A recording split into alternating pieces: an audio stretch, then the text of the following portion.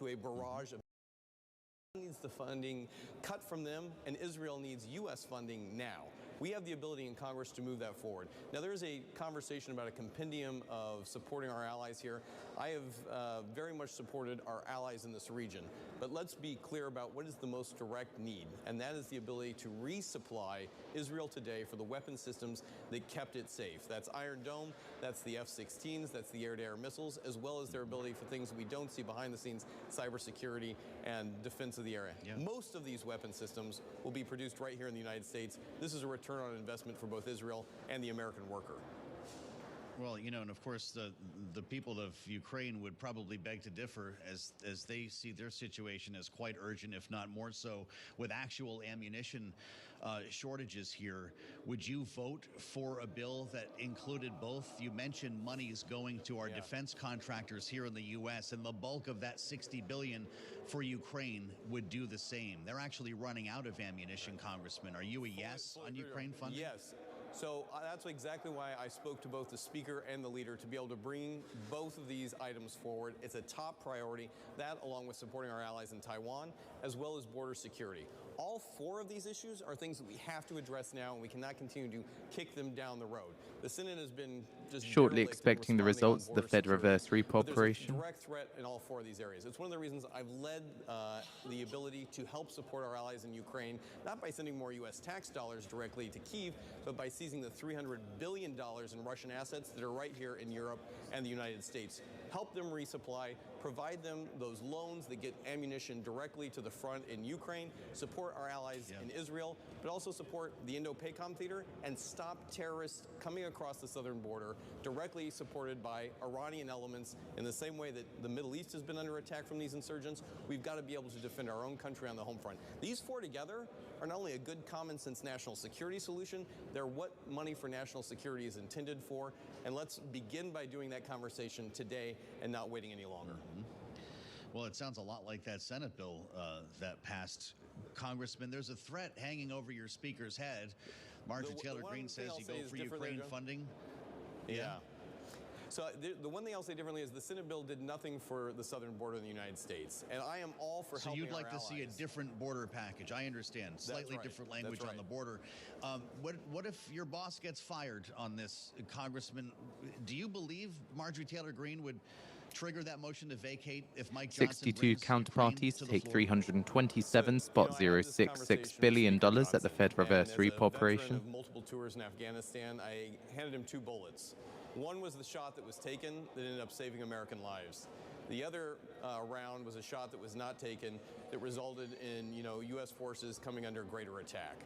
Whenever we have the opportunity to help our allies, to help defend the country, I told the Speaker, take the shot. I believe firmly that Speaker Johnson is going to do the right thing to protect American citizens.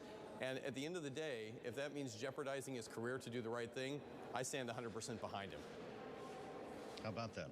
Congressman, you're part of something that our audience should know about, and that's the four-country caucus, which helps to connect military veterans who are serving in Congress like yourself from both sides of the aisle to talk about issues like these. Is the four-country caucus in favor of funding Ukraine and Israel? I went directly to Ukraine on the overnight train to talk with President Zelensky and myself just a few weeks ago. And we heard directly that this is a country that's under siege from elements that are supported not only by Russia, but by other axes of evil that want to do harm. My guys back in Iowa, they recognize this. As farmers, fertilizer prices in Ukraine go up, it impacts folks here at home.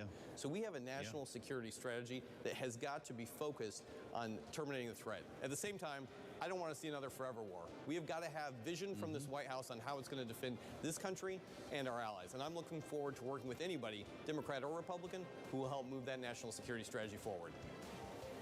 Zach Nunn, Republican from Iowa. We thank you, Congressman, for joining us, and we'll, of course, keep you posted on the funding debate in Washington. This is Bloomberg.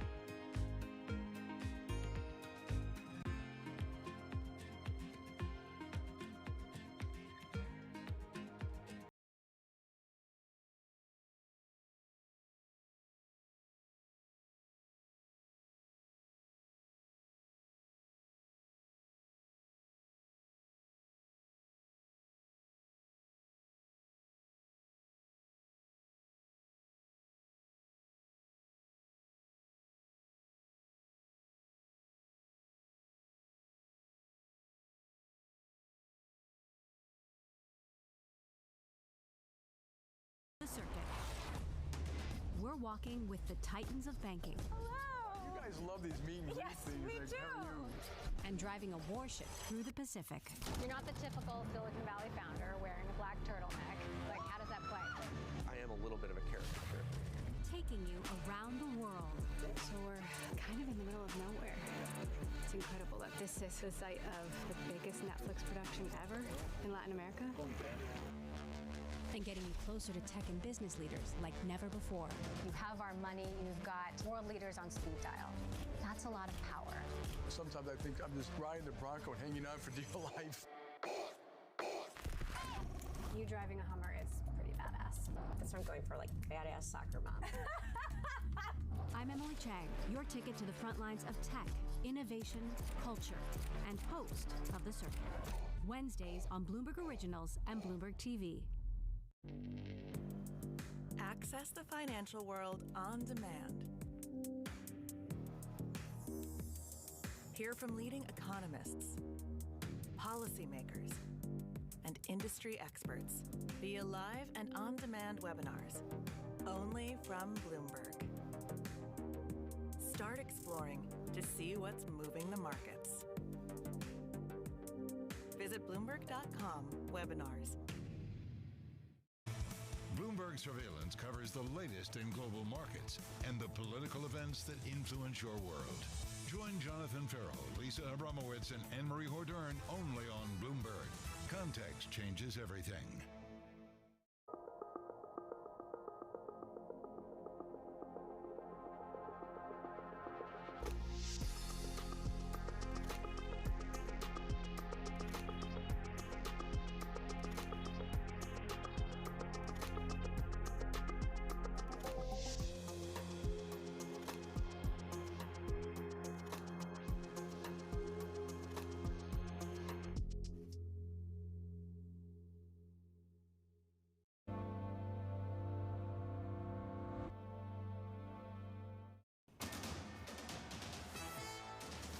It's 121 on Wall Street. We do check markets all day long here at Bloomberg. We have got the Dow, the S&P, NASDAQ all in the red. Another leg lower for the U.S. stock market. Lows of the day right now on the S&P down 25 points. Back below 5,100 at 5,097. The S&P now lower by 0.5%. Keep in mind, at one point this morning, the S&P was up by 1%. Right now, we've got the Dow lower by 84 points, down 0.2%, while the NASDAQ Composite Index is down 137 now, lower by 0.9%. Stocks dropped amid a slide and a handful of big techs. Bond yields are climbing. The 10-year right now, 4.63%, with a 2-year that's yielding 4.92%. Spot gold up $13 the ounce to $23.58. That is a gain of 0.6%. A retreat, though, for crude. West Texas Intermediate backing off down 84 cents a barrel, 84.82 on WTI, lower now by 1%. Elon Musk says Tesla will slash global headcount by more than 10% as the car maker grapples with a slowdown in electric vehicle demand. So according to a State Department spokesperson, the US will not renew temporary license that eased sanctions on Venezuela's oil and gas sector unless progress is made by President Maduro. 27, lower by 0.5%. Balance of power continues now. And back we go to Washington. Once again, here is your host, Joe Matthew. Charlie Pellet, thank you, and thank you for being with us on Bloomberg TV and radio. I'm Joe Matthew, indeed, in Washington. Kaylee Lyons is in New York at the courthouse, as you saw earlier, following day one of Donald Trump's trial. The big question in Washington following the weekend that was is what now?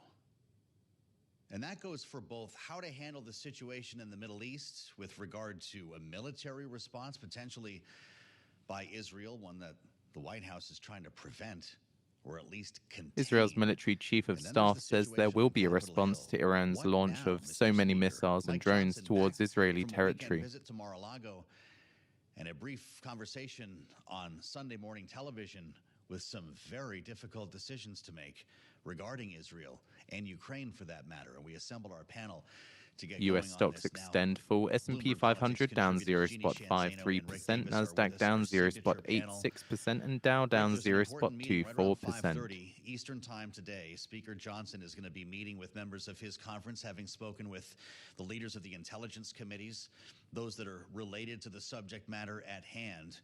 And he's got a decision to make. Does he put his career on the line and bring Ukraine funding to the floor that's somehow tied to Israel? Or does he just deal with the Israel matter this week alone? None of the leadership have given us a sense of what might get a vote this week. What are you hearing? Yeah, well, I'm hearing that he did make some progress, evidently, in Mar-a-Lago on getting Trump to back off the anti-Ukraine emphasis. But at the end of the day, you're exactly right. He's got to decide whether he can put a supplemental package that looks something like what the president gave them months ago onto the floor. And Marjorie Taylor Greene is not backing off of her demands that the speaker withdraw that, not present it. And if he does, she potentially could begin to start the process of selecting a new speaker. So you're right. I mean, he's got a decision to make. Doesn't necessarily mean he gets ousted as speaker. We got a lot of Democrats who would like to see that Ukraine piece part of the package of supplemental funding and would be willing to back the speaker in his job vote if that is a net result. But likely they'd want something for that. And those negotiations, from what I'm hearing, have not even begun. So it's a very dicey period of time in the House of Republicans, and at an incredibly important time to the country and to our allies. To think that we still don't know now is remarkable. Of course, he could move that Senate bill, Jeannie, remembering there's $14 billion for Israel in that bill. Following our conversation just now with Congressman Nunn, I'm thinking maybe not, if they're still, of course, concerned about the border component. And Mike Johnson told Fox News on Sunday morning that Donald Trump was supportive of conditioning Ukraine aid as a loan. It sounds like we're going to get a new bill or several this week, don't you think? Yeah, I do think they're going to try to go with a new bill. I think all indications from Mike Johnson at this point is they're going to try to fund Israel without Ukraine, so he's able to appease those people on his right. And that, of course, itself has its challenges, because we remember it was just a few months ago they tried a standalone bill for Israel and that went down. Yes, right. And let's not forget, he's got a 2-seat majority today, Monday. And I believe as of Friday, Mike Gallagher leaves early the House and they are down to 1.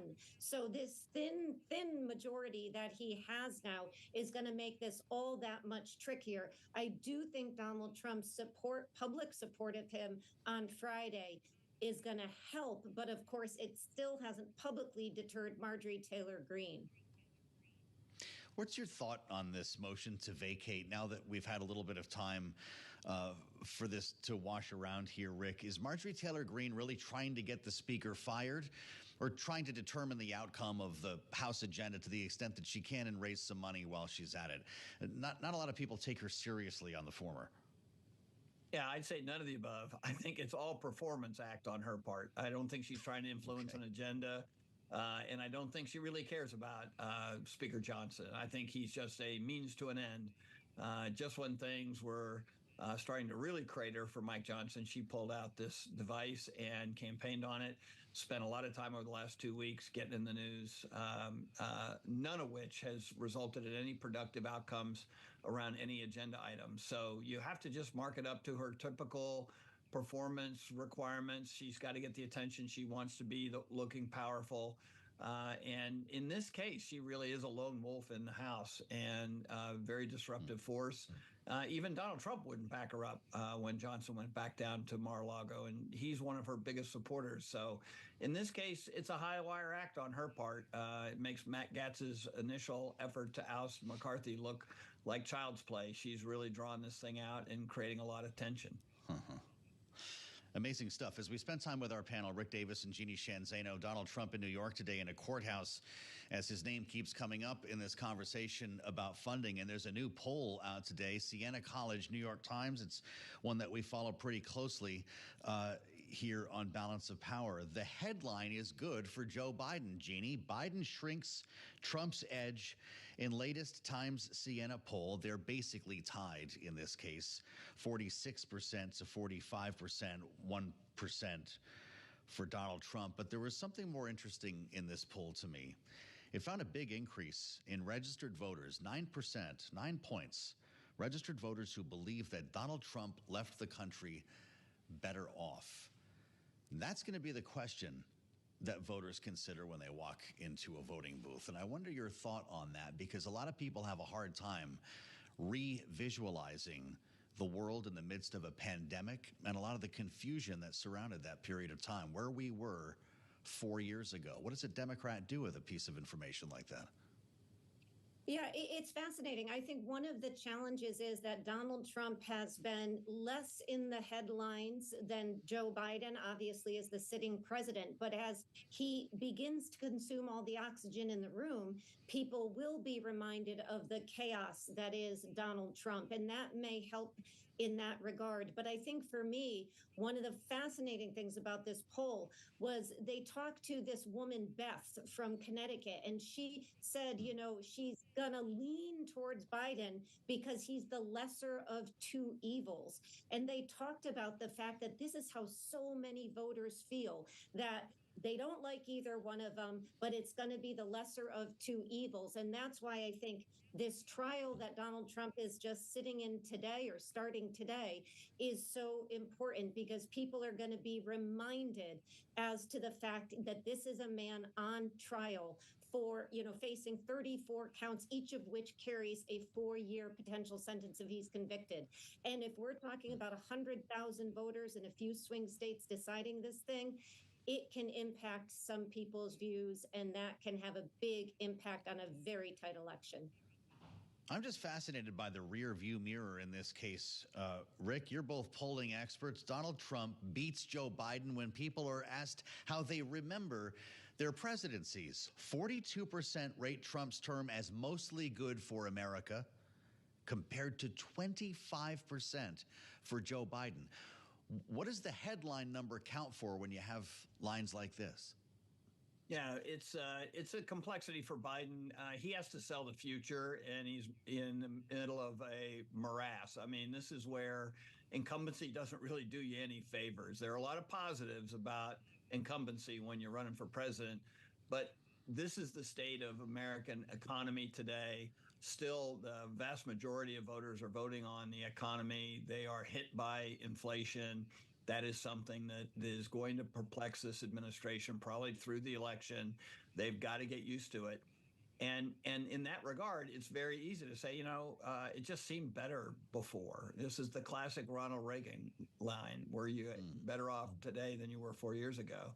And the reality is, what Biden, I think, really needs to focus on is making sure that he's got a vision for the next 4 years, right? Because this is one thing that Donald Trump can't give, is a picture of the future that's anything other than sort of what Jeannie was saying, a crisis unfolding every day from the Oval Office.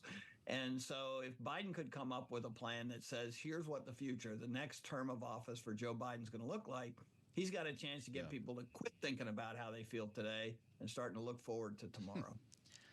Well, it's really interesting, Jeannie. You know, people talk about they're paying too much for cookies and stuff at the store right now. But 4 years ago, you couldn't walk into the store half the time because of COVID, and they weren't making cookies.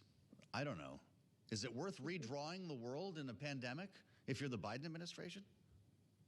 Yeah, you know, it's very tough to do. So he's got a big challenge on his hands. You know, I do think he is going to have to address head on the fact that so many voters are still feeling this way about inflation. It would be great if you could bring them back and show them what it was like when Trump was president and during COVID and all those things. But you can't talk people up with something. So he's going to have to present, as Rick said, a vision for going forward, what he's achieved and what he's going to do going forward. But the bottom line is these are two very unpopular candidates. Great conversation with our signature panel. Great to see you both on this Monday. Jeannie Shanzano, Rick Davis, our signature panel. I'm Joe Matthew in Washington as we turn now to world and national news. For that, Nancy Lyons joins us from the Bloomberg 99.1 newsroom here in Washington. Hi, Nancy. Hey, Joe. Proceedings are underway in the alleged hush money trial brought against Donald Trump. It's the first time a former president has faced a criminal trial. Trump spoke outside the courtroom. It's a case that should have never been brought. It's an assault on America. And that's why I'm very proud to be here. This is an assault on our country. Trump is accused of falsifying business records at his company to conceal a hush money payment to porn star Stormy Daniels ahead of the 2016 election. Today, the judge ruled jurors will be able to hear evidence about another alleged affair that Trump had with a former Playboy model. No signals from Israel yet on what action, if any, it plans to take following the weekend assault it endured from Iran. No major damage has been reported. President Biden says the U.S. remains committed to Israel's security. We're committed to a ceasefire that will bring the hostages home and preventing conflict from spreading beyond what it already has. Biden spoke during an Oval Office meeting with Iraq's prime minister. Cisse Lema of Ethiopia is the winner of this year's Boston Marathon. Helen Obiri of Kenya repeats as the women's winner. Global news 24 hours a day and whenever you want it with Bloomberg News Now. I'm Nancy Lyons.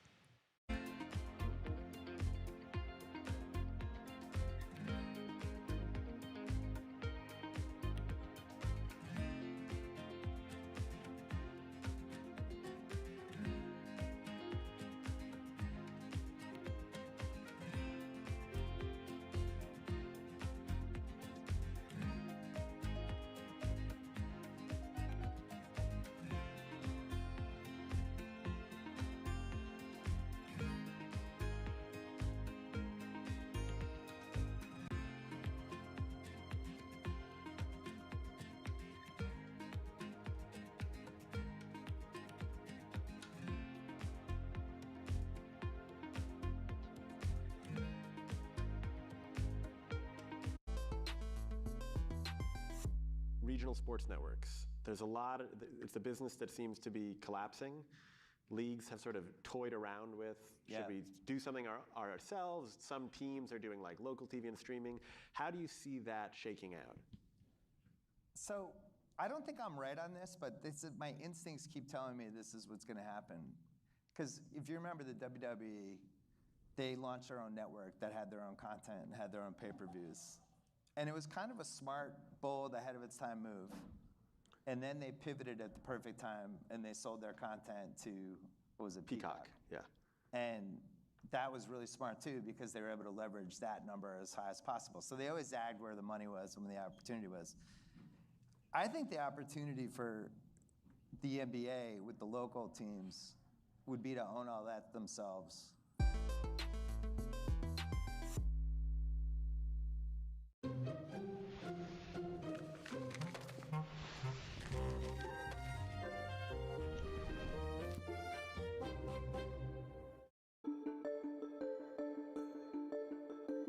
Let me ask you about politics. You've been involved advising presidential candidates, and I presume presidents as well. Do you ever have any interest in serving in a senior position in the federal government or running for office? Absolutely, unequivocally, no. The aggravation factor isn't worth it? It's the aggravation factor, but it's more importantly is I don't believe there's any integrity in it. So you do give money to politicians, though, because that's the system, but you... It's a part of the game. I think, to be honest, I think there's a need for a multi-party system in the U.S. to give more people a choice about where they can throw their voter support and their political support, but also to cause the country to sort of come together by having everybody have a role in deciding what is in the long-term best interest of the country. I've often believed that Black Americans as a people and as a voting bloc should adopt the same position that the original founders of the Congressional Black Caucus had in early 1970. Their philosophy was enunciated like this: Black Americans should have no permanent friends, no permanent enemies, just permanent interests.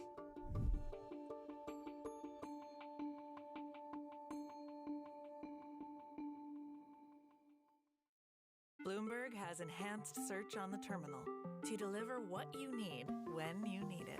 Now, you can simply type phrases in everyday English in the command line. The US State Department says Israel has moved a significant way in submitting the proposal rejected by Hamas, and Hamas right now is the barrier and obstacle to the ceasefire in Gaza. Or ask questions. What do you want to know today? Ask a question or visit SearchGo to find answers now. India's elections kick off with a focus on the economy, social divisions, and climate change actions that will influence the global story. Bloomberg is live on location with the latest updates from the world's largest democracy. Coverage begins April 19th. From the beating heart of global finance, economics, and politics, and wherever newsmakers are moving markets, Bloomberg brings you conversations that allow for deep discussions and important insights. How has that shaped your strategy for the bank? Is this a new normal? Is this like a catalyst? Do you think we're in a new phase for dividend policy overall? That's a great question. I'm Francine Lacroix, and this is The Pulse, every weekday at 9 a.m. only on Bloomberg.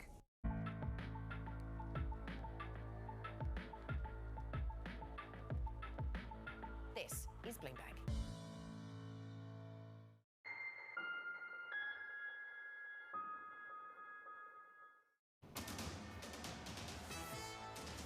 It's 1:40 on Wall Street. We do check markets all day long here at Bloomberg. Steep losses now for the U.S. stock market. S&P drifts below 5,100. We have got the Dow, the S&P, NASDAQ all in the red. NASDAQ 100 index trading lower now by 1.5%. For NASDAQ, a drop right now of 1.5% as well. Got to keep in mind that on the S&P have been up as much as 1%. Right now, the S&P 500 index is trading lower by 1%. S&P now down 51 to 5,072. Dow Industrials down 206 for the Dow, a drop right now of 0.5%. Again, the S&P falling lower by 1%. 10-year yield 4.62% with a 2-year right now. The 2-year yield 4.92%. Spot gold is trading higher, now up $25 the ounce to $23.69 for an ounce of the precious metal. It is up by 1.1%. So again, the Dow, the S&P, NASDAQ all in the red. Back to work Monday. A lot of earnings to sift through. Goldman Sachs back to basics approach is paying off as it posts profits that vaulted past expectations. Goldman Sachs shares, they are holding on to gains now of 2.8%. Morgan Stanley, which reports tomorrow, up by 1.7%. Again, recapping stocks lower. S&P selling off. Tech's hit hard. S&P down 47, a drop there of 0.9%. Again, that NASDAQ 100 index down 1.5%. Balance of power continues now. Back we go to Washington. Back we go to your host, and here he is, Joe Matthew. All right, Charlie, thank you. We'll be back with Charlie Pellet a little bit later on this hour to keep you posted, of course, on midday trading. We've always got our eyes on the markets, even as we talk politics here in Washington, and that is what we are doing. I'm Joe Matthew in the nation's capital. Kaylee Lyons, normally at my side at this time, is in New York covering the Trump trial. Manhattan Criminal Court, where jury selection is grinding. Just getting it started has been a task after quite a bit of jostling from both sides here, with a couple of wins for the prosecution. The judge refusing to recuse himself from the case, as Donald Trump had asked. Judge Merchan will continue. He also ruled that Karen McDougal, I know you're familiar with the Stormy Daniels part of this story. This is the other woman who says she had an affair with Donald Trump, and that the National Enquirer was essentially bought off to keep the story from running, can in fact testify in this trial. Judge Merchan ruling as well, prosecutors cannot play tapes from the Access Hollywood recordings. So getting to jury selection has been, as I mentioned, a bit of a grind. It will continue and last the better part of 2 weeks, something we wanted to discuss with the case at large with Michael Zeldin. The former federal prosecutor is with us now, former special counsel to Robert Mueller while at the DOJ. It's great to see you back. Michael, here we are. A lot of folks thought this day would not arrive ever in some cases. Some thought maybe, if so, it would be after the election. But this is it. What does this initial jostling tell you about the nuances of this trial we're about to watch? Well, what the judge is doing here is making sure before trial, before there's a jury, that there are clear rules about what evidence can and cannot come in. What you want to do in this pre-trial stage is make sure nothing is uncertain that would result in a mistrial. That is, you bring in something that is so prejudicial that it results in a mistrial. So the judge is properly setting the parameters of what the evidence can be, what arguments can be made from it, so that everybody has, if you will, the scorecard by which they're operating. Once that's all clear, once everyone knows who can testify, what they can testify to, who can testify, what documents are not allowed in, then they can begin the process of picking the jury, and hopefully that will take about a week or two, and then the evidence will start coming in. Michael Cohen, I'm assuming, is going to testify at some point in this trial. This is Donald Trump's former fixer, his former CBOE volatility here, index hits a session high, last up 1.51 points at 18.82. Violates a gag order. How do you see it, Michael? Well, I think it did violate the gag order, but in some sense, we're beyond that point. Trump has said repeatedly, everybody is persecuting him. This is an attack against America, and he's standing up for us. He's proud to be here in the courtroom. But once the doors of the courtroom close and the evidence starts coming in, his rants about Michael Cohen and his lack of credibility, I think, are beside the point. It'll have to be a matter of whether or not they can convince a jury that his prior history of untruthfulness is that which merits an acquittal, or whether, as the prosecution hopes, that Cohen, buttressed by the testimony of others from National Enquirer and within the White House, and particularly the Trump records themselves, support the Cohen story that this was a business fraud intended to suppress the story about Stormy Daniels' affair with then candidate Trump in order to have it not impact the outcome of the election. So there's two battles for narratives here. Cohen is at the center of them, and we'll see who the jury believes. You mentioned the jurors. This is going to be a painful process, apparently. The 42 questions, as we've discussed on the questionnaire here, about where they live, their education status, marital status, who they work for, their hobbies, just not their political motivations. But there are a lot of subparts to these questions, and many of these could take some time. Donald Trump's jury consultants, according to the New York Times, are hoping to spot sympathizers, as I read here, focusing on younger black men and white working class men. What's behind that strategy, Michael, and will it work? Well, I think it's rather cynical that they would think that young African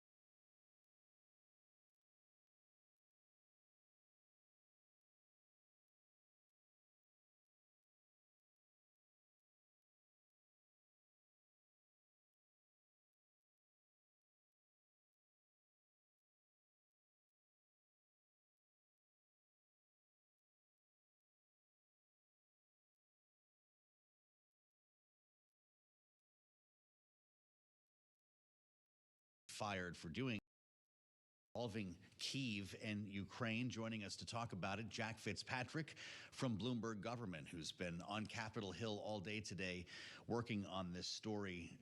Jack, what are we going to learn when this meeting concludes? Well, we don't know yet.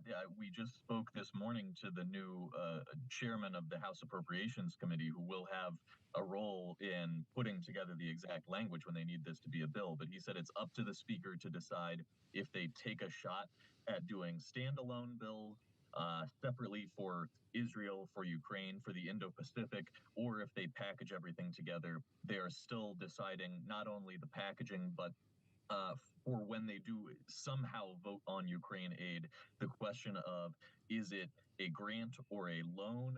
How forgivable is the loan? Does it include a measure to use seized assets of Russian oligarchs? Does it have a measure lifting the ban on liquefied natural gas exports? There are a number of things up in the air, but there is an expectation that there will be a broad plan laid out at 5:30 today.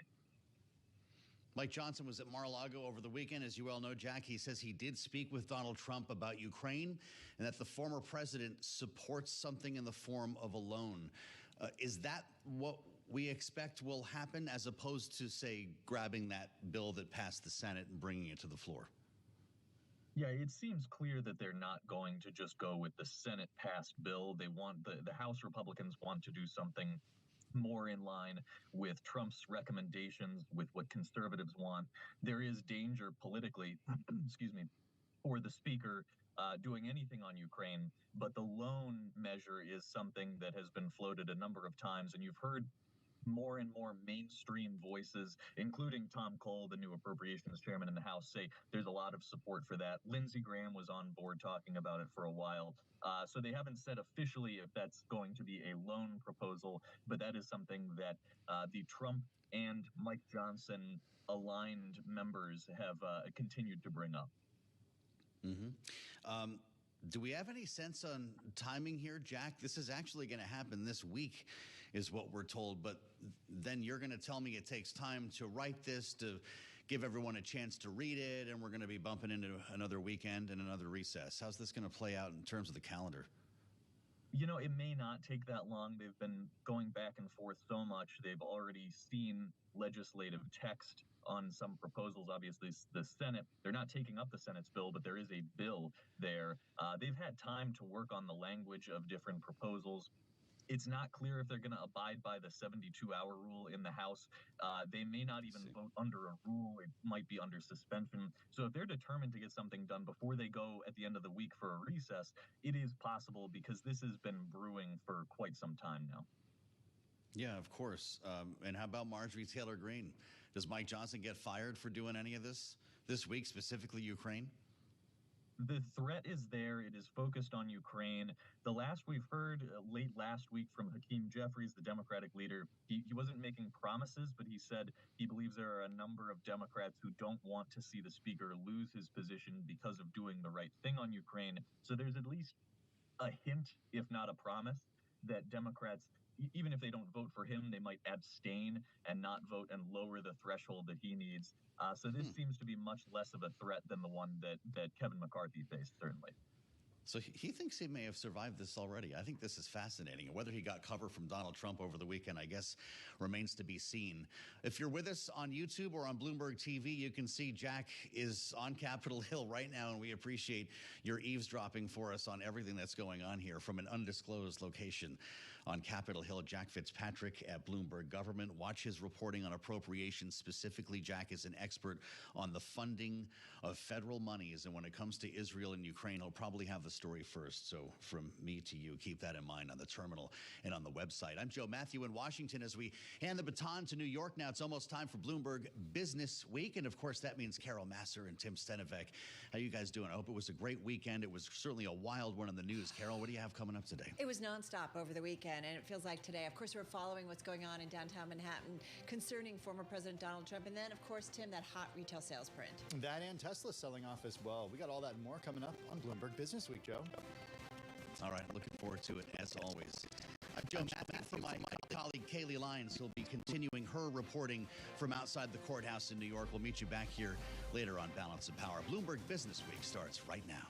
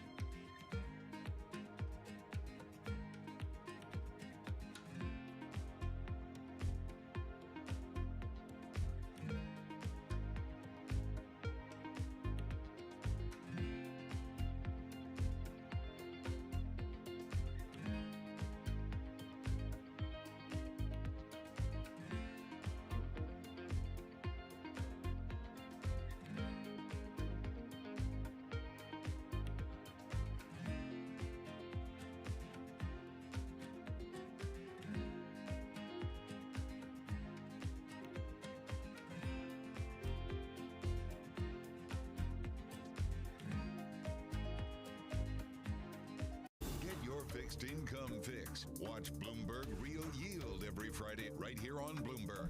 Context changes everything. Let's suppose you're on a plane and somebody realizes who you are. They say, I have $100,000. I don't know what to do with it. Where should I invest it? Where should they put their money?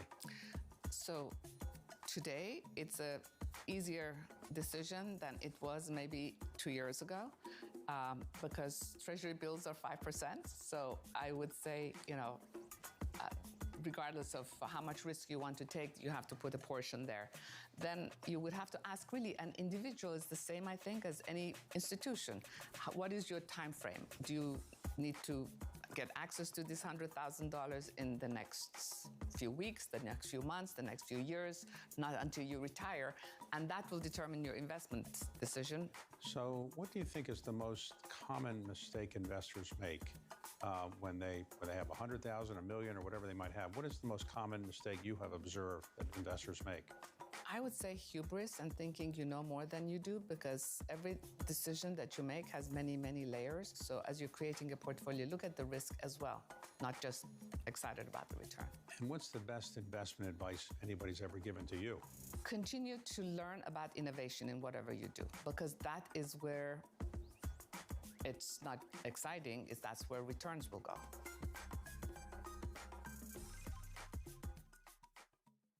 Welcome to the world of decentralized finance. With a surge in Bitcoin, you have crypto stocks also surging. Bloomberg's covering all things crypto, the people. This is a political attack, and we must hold our elected officials accountable. The transactions. Really a record-breaking moment. Bitcoin is the exit strategy. And the technology. Awareness is going to grow, and these things grow the overall industry. Crypto as an asset class is here to stay. Bloomberg Crypto, Tuesdays, only on Bloomberg.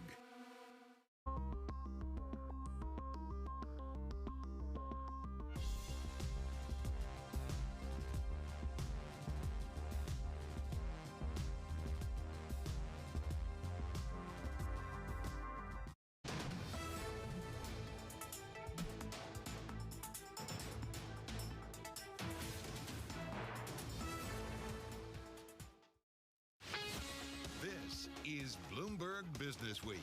Insight from the reporters and editors who bring you America's most trusted business magazine. Plus, global business, finance, and tech news as it happens. Bloomberg Business Week with Carol Masser and Tim Stenevec on Bloomberg Radio. And a very good afternoon, everybody. Live on radio, TV, YouTube, Bloomberg Originals. This is Bloomberg Business Week on this Monday, April 15th, tax day. Just a little reminder in case you forgot or didn't file for extension. I hope you didn't forget. Probably. I hope you didn't either. Hey, one thing for sure is we are definitely out there shopping in a big way, Tim. Yeah, we're spending money too. Also easing geopolitical tensions, initially lifting stocks, but look at the sell-off that's happening. The S&P 500 down around 1%. 1% right now as we speak, Carol. Yeah, NASDAQ 100 down about 1.4%, so pretty much at our lows of the session. Probably a big reason why on that hot retail sales report, we've seen U.S. Treasury yields jumping to their new highs for 2024. So we're going to talk about all of that. We're also going to talk about what's happening in downtown Manhattan. Yeah, Donald Trump's first criminal trial getting underway in Manhattan today. We're going to head downtown in just a moment. Speaking of going back to the economy, because that is certainly front and center, New York Fed President John Williams talking to our own Michael McKee earlier today, still expecting rate cuts this year. He's going to explain, and then of course we're going to kind of pick apart that hot retail U.S. sales report. Yeah, we'll do that with Carney, the Carney Consumer Institute. We got Katie Thomas joining us in just a little bit on that. All right, and one more thing, Meta wants to bring students as young as 13 into the metaverse. So what could possibly go wrong? Some parents I talked to not wild about this, Carol. Right. Yeah. I can probably understand why. Anyway, it's an interesting thing. It's our one more thing. But first up, let's get a check on today's trade and your top business stories. Here is Charlie Bell.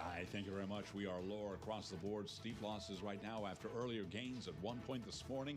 The S&P have been up by 1%. Right now, trading lower. We have got the S&P down by 0.9%. The S&P lower now by 50 points. Also falling below 5,100. 5,074 right now on the S&P. Dow Industrials down 194. That is a drop of 0.5%. NASDAQ down 1.5%. The NASDAQ 100 index also lower by 1.5%. 10-year yield right now 4.63% with a 2-year that's yielding 4.93%. Spot gold up 0.9%, 23.64 the ounce, while West Texas Intermediate crude oil is lower now by 0.7%, 83.87 for a barrel of WTI. After earnings, shares of Goldman Sachs are higher. We've got Goldman up now by about 3%. Salesforce's Mark Benioff is pursuing what would be one of the company's biggest ever deals after fending off activist investors critical of his reliance on acquisitions. Sources tell Bloomberg Benioff is in talks to buy Informatica in a move that would add to Salesforce's data integration and management capabilities. Again, recapping, U.S. stocks lower across the board, giving up earlier gains. The S&P back below 5,100. S&P right now down by 50 points, a drop of just about 1%. I'm Charlie Pelleton. That is a Bloomberg Business Flash. All right, that is your update on the markets on this Monday. Let's get to what's happening in downtown Manhattan. Donald Trump, former President Donald Trump, of course, first criminal trial starting in Manhattan earlier this morning, with the judge ruling that jurors will be allowed to hear evidence about the former president's alleged extramarital affair with a former Playboy model. We'll get into why that's important. Well, in downtown Manhattan, outside the New York Supreme Court, is Bloomberg Balance of Power co-host Kaylee Lines. Kaylee, just set the scene for us. You've been there all day. You were there early this morning. Give us an idea of what exactly is going on.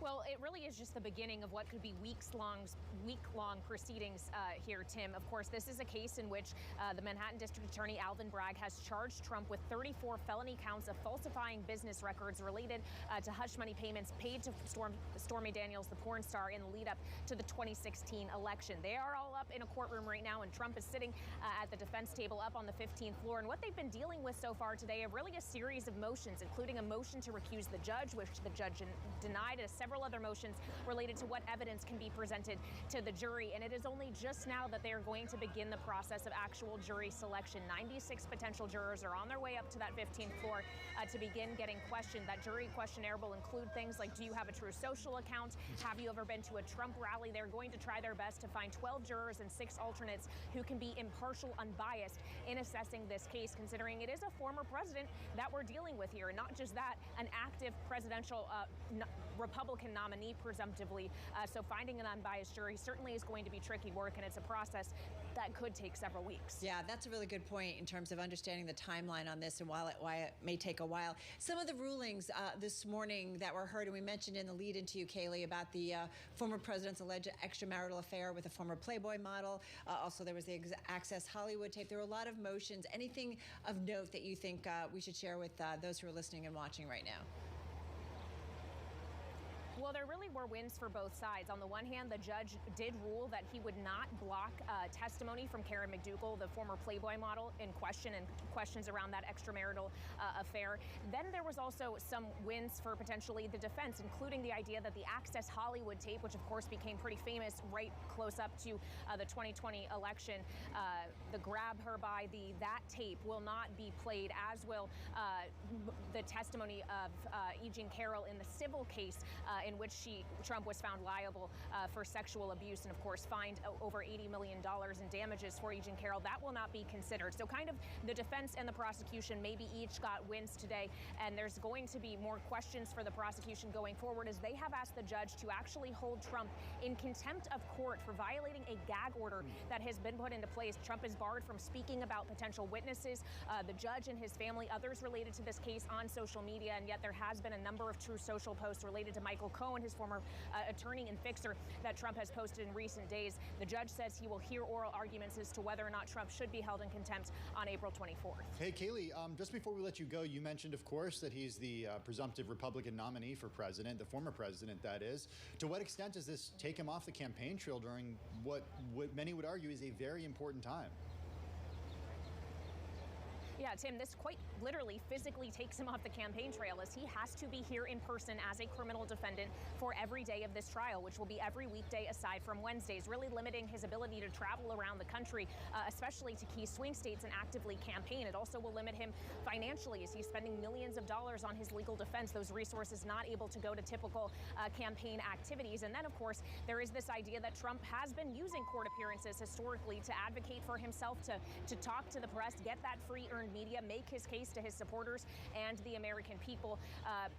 There are ways in which this actually could work in Trump's favor. Certainly it has done so consistently throughout the primary campaign, where he was able to galvanize his base of supporters based on the legal troubles he was facing. But it could get more complicated if he actually is convicted of any one of these 34 different charges he's facing, because we have seen polling that Bloomberg has done with Morning Consult in the swing states that ultimately will likely decide the outcome of the election that suggests more than half of voters would not vote for Trump in November if he is convicted of a crime, guys. Hey, Kayleigh, bottom line, way too early to get a feeling of how long this trial is going to take. You said it could take a couple of weeks, potentially, just to seat the jury, but no idea on how long this trial might take. Yeah. The estimate going in, Carol, was 6 to 8 weeks, but considering we're still dealing with a lot of motions that could have been filed before the trial actually beginning, there's really no telling, but it could be ultimately several months. All right, always appreciate it. Kayleigh, thank you so much. Bloomberg's Balance of Power co-host Kayleigh Lyons down there outside the courthouse in downtown New York City. Well, as you know, U.S. bonds selling off today as a solid U.S. retail sales report spurred bets that the Fed will be in no rush to cut interest rates, with traders also getting ready for a flurry of bank debt sales. U.S. Treasury sales, Carol, hitting fresh 2024 highs. All right, and speaking of U.S. interest rates, earlier on Bloomberg's Michael McKee catching up with John Williams, the president of the New York Fed, and got his take on why a Fed rate cut still makes sense this year. Check it out. Real interest rates now are considerably higher than they were before because inflation has come down quite a bit. So we will need to start a process at some point to bring interest rates back to more normal levels. And my own view is that we will, that process will likely start this year. But again, it's going to be driven by the data and achieving our goals. All right, that, of course, is John Williams, president of the New York Fed, speaking earlier with Bloomberg's Mike McKee. For more on the economic and U.S. rates backdrop, which really seems to be driving the trade today. Back with us is Bloomberg News rates reporter Michael McKenzie here in studio. Michael, good to have you back. The significance of John Williams speaking about real interest rates now considerably higher than they were before because inflation has come down quite a bit, and then him saying that we're going to need to start this process at some point to bring interest rates back to more normal levels. What's the significance of that? Does that make sense in terms of what he's saying? It does, but I think the question, which is one that the bond market is increasingly asking itself, is, okay, you've tightened policy, you say policy is restrictive, so why isn't the economy slowing down? It's not. Inflation's not behaving. We saw retail sales. So why much cut stronger. rates, right? You're essentially going to be on hold. This is a Fed that's told us time and time again they're data dependent. Now, the bond market, of course, is many a time has extrapolated this to think, okay, there is a recession coming. The recession risk is there, like we saw at the beginning of this year. They priced in more than 6 rate cuts. Bond market today is now pricing in roughly only 40 basis points of easing this year. And we've taken out, September's now line right on there around 24, 25 basis points. You could see a scenario this year, if this economy stays the way it's going, they probably don't cut until December because they won't want to cut just before the election. So this is what the bond market is now grappling with. Don't want to cut with. right after the election? Well, after the election, it depends really on what the outcome is of that and what are the policies that are going to be pursued by the next president or administration. But I think realistically, the bond market now is beginning. You can see it in the pricing, right? We saw the 2-year make another run towards 5% this morning. Yeah. It's backed off. But again, you're seeing 5-year yields, 10-year yields selling off. They're up by more than 10 basis points. 4.6 on that 10-year. Exactly. And so now people, it wasn't that long ago when I was talking to people saying, oh, we're going to buy at 450. Now you talk to those same people, 450, 475 is the kind of range now.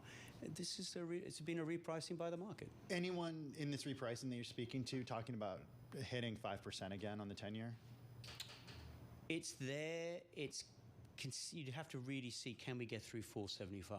If we get through 475, we're 463 right now. Another solid piece of data gets you there, I think, because we're beginning to see a really good, strong pattern here of data coming in. Now, this time last year, things all got derailed by the regional bank blow up in March, April.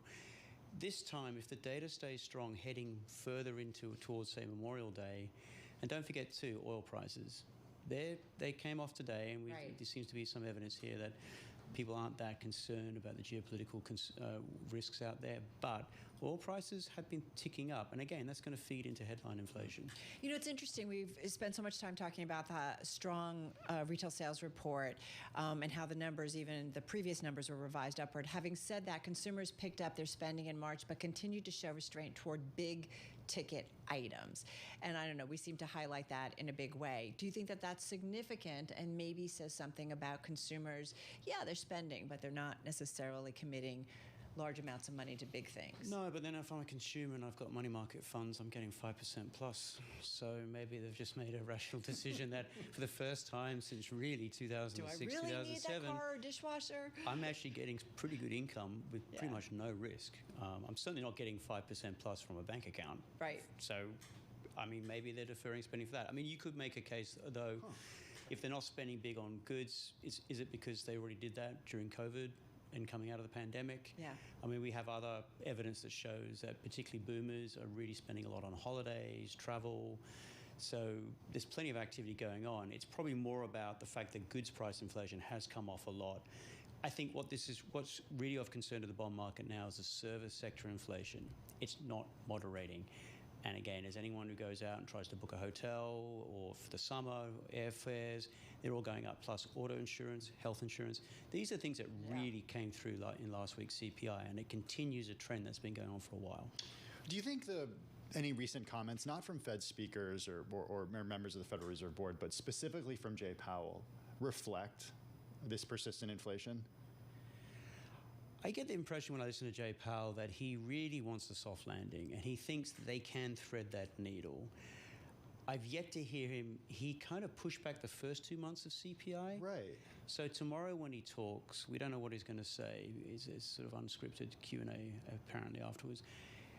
I'm going to be really interested to see how he deals with this, because 3 times in a row, once you get 3, that's a trend. We all know there's a journalism.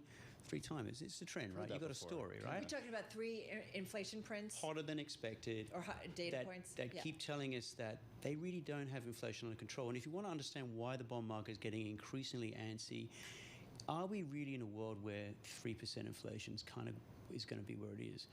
Or as an investor told me recently, he said, we operated for years thinking that 2% was the ceiling. Now it looks like 2% is going to be the floor. And we're now wondering whether 3% is really the inflation story for this year. And as a result, that means yields have to be higher. That's why real yields are above 2% and still picking up. And ultimately, the economy's got this resiliency. And it's, again, until the labor market begins to crack, people can get jobs. They're getting earnings above 4%. That's running ahead of inflation now.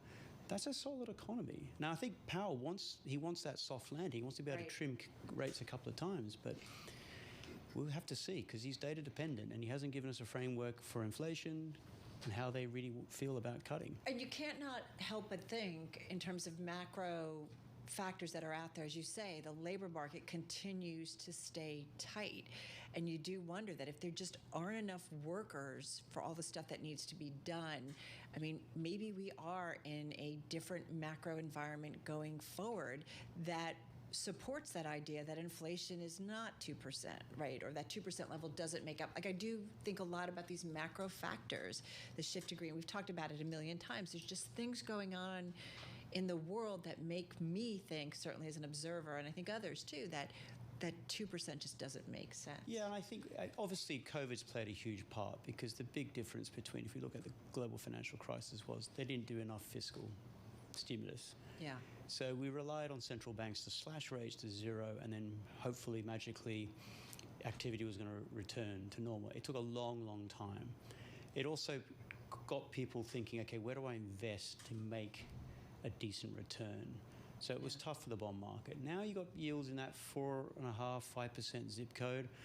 That's really good for income. And that's going to help drive the economy here as well, because you've now got people who are now earning income for the very first time in 15, 16 years. The wealth effect. And more importantly, if you talk to bond managers who are now seeing big inflows, they're telling you the demand for bonds isn't just coming from ordinary people who want to lock in 5%. It's coming from a lot of those investors who went flocking to private credit. So 10 years ago. money. Institutional money now saying, I can get, with a little bit of leverage through repo, a good 6-7% on treasuries.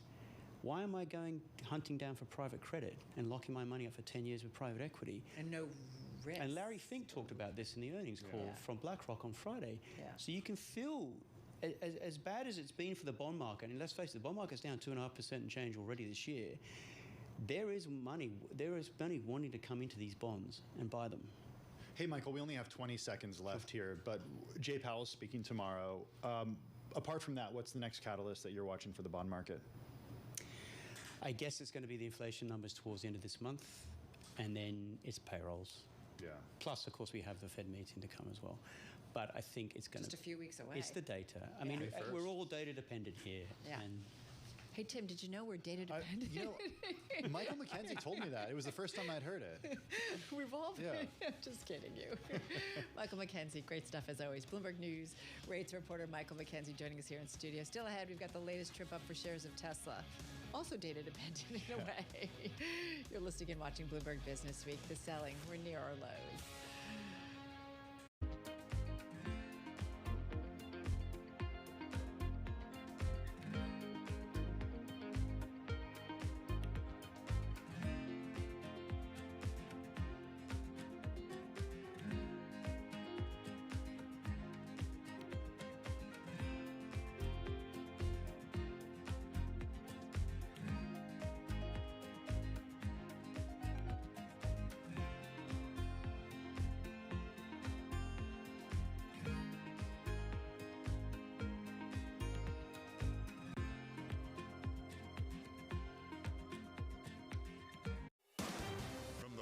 Politics to the world of business. Every weekday at 5 p.m. Eastern Time, hosts Joe Matthew and Keely Lines deliver news, insight, and analysis from and about politics' biggest power players. Let me just start with, this is not the first time we've heard this argument. I mean, this is going to be an ugly, ugly year. Balance of Power, live around the world every weekday at 5 p.m. Eastern, only on Bloomberg Television. Context changes everything. Today's CFOs are reshaping the C-suite. Bloomberg's chief future officer shines a spotlight on these dynamic leaders. It's an incredibly fun job, for sure. We're in the business of leading beyond the numbers. To me, teamwork is key. You need to identify opportunities and push people. It's not about how to say no, it's about how to say yes. Their impact goes far beyond the balance sheet. And on Chief Future Officer, they focus on much more than just revenues and margins. Today's CFO has to be much, much more than a bookkeeper.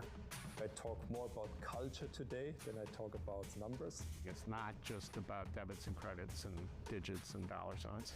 It's a lot more than the profit today. It's building the future of tomorrow. Get passion, perspective, and more from the Chief Future Officers of some of the world's most influential companies. New episodes this summer, only on Bloomberg. Brought to you by Workday. This is Bloomberg News Now. News when you want it at the touch of a button.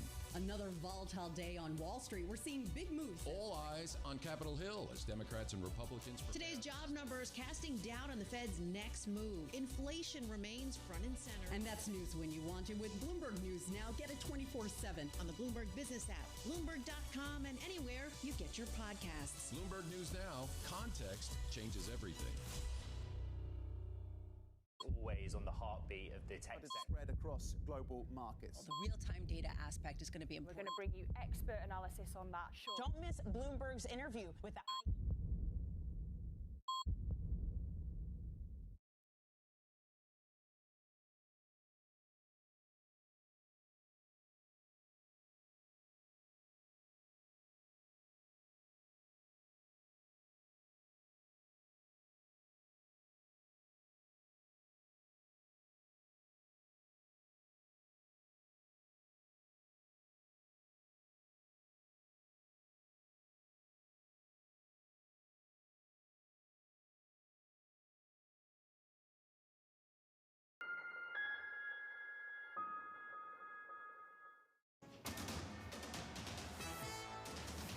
It's 2:21 on Wall Street. We do check markets all day long here at Bloomberg. I'm Charlie Pellet. We're looking at a tech-led sell-off right now with the S&P 500 index falling below 5,100, very close to the lows of the day right now with the S&P down 54, lower by 1.1% at 5,069.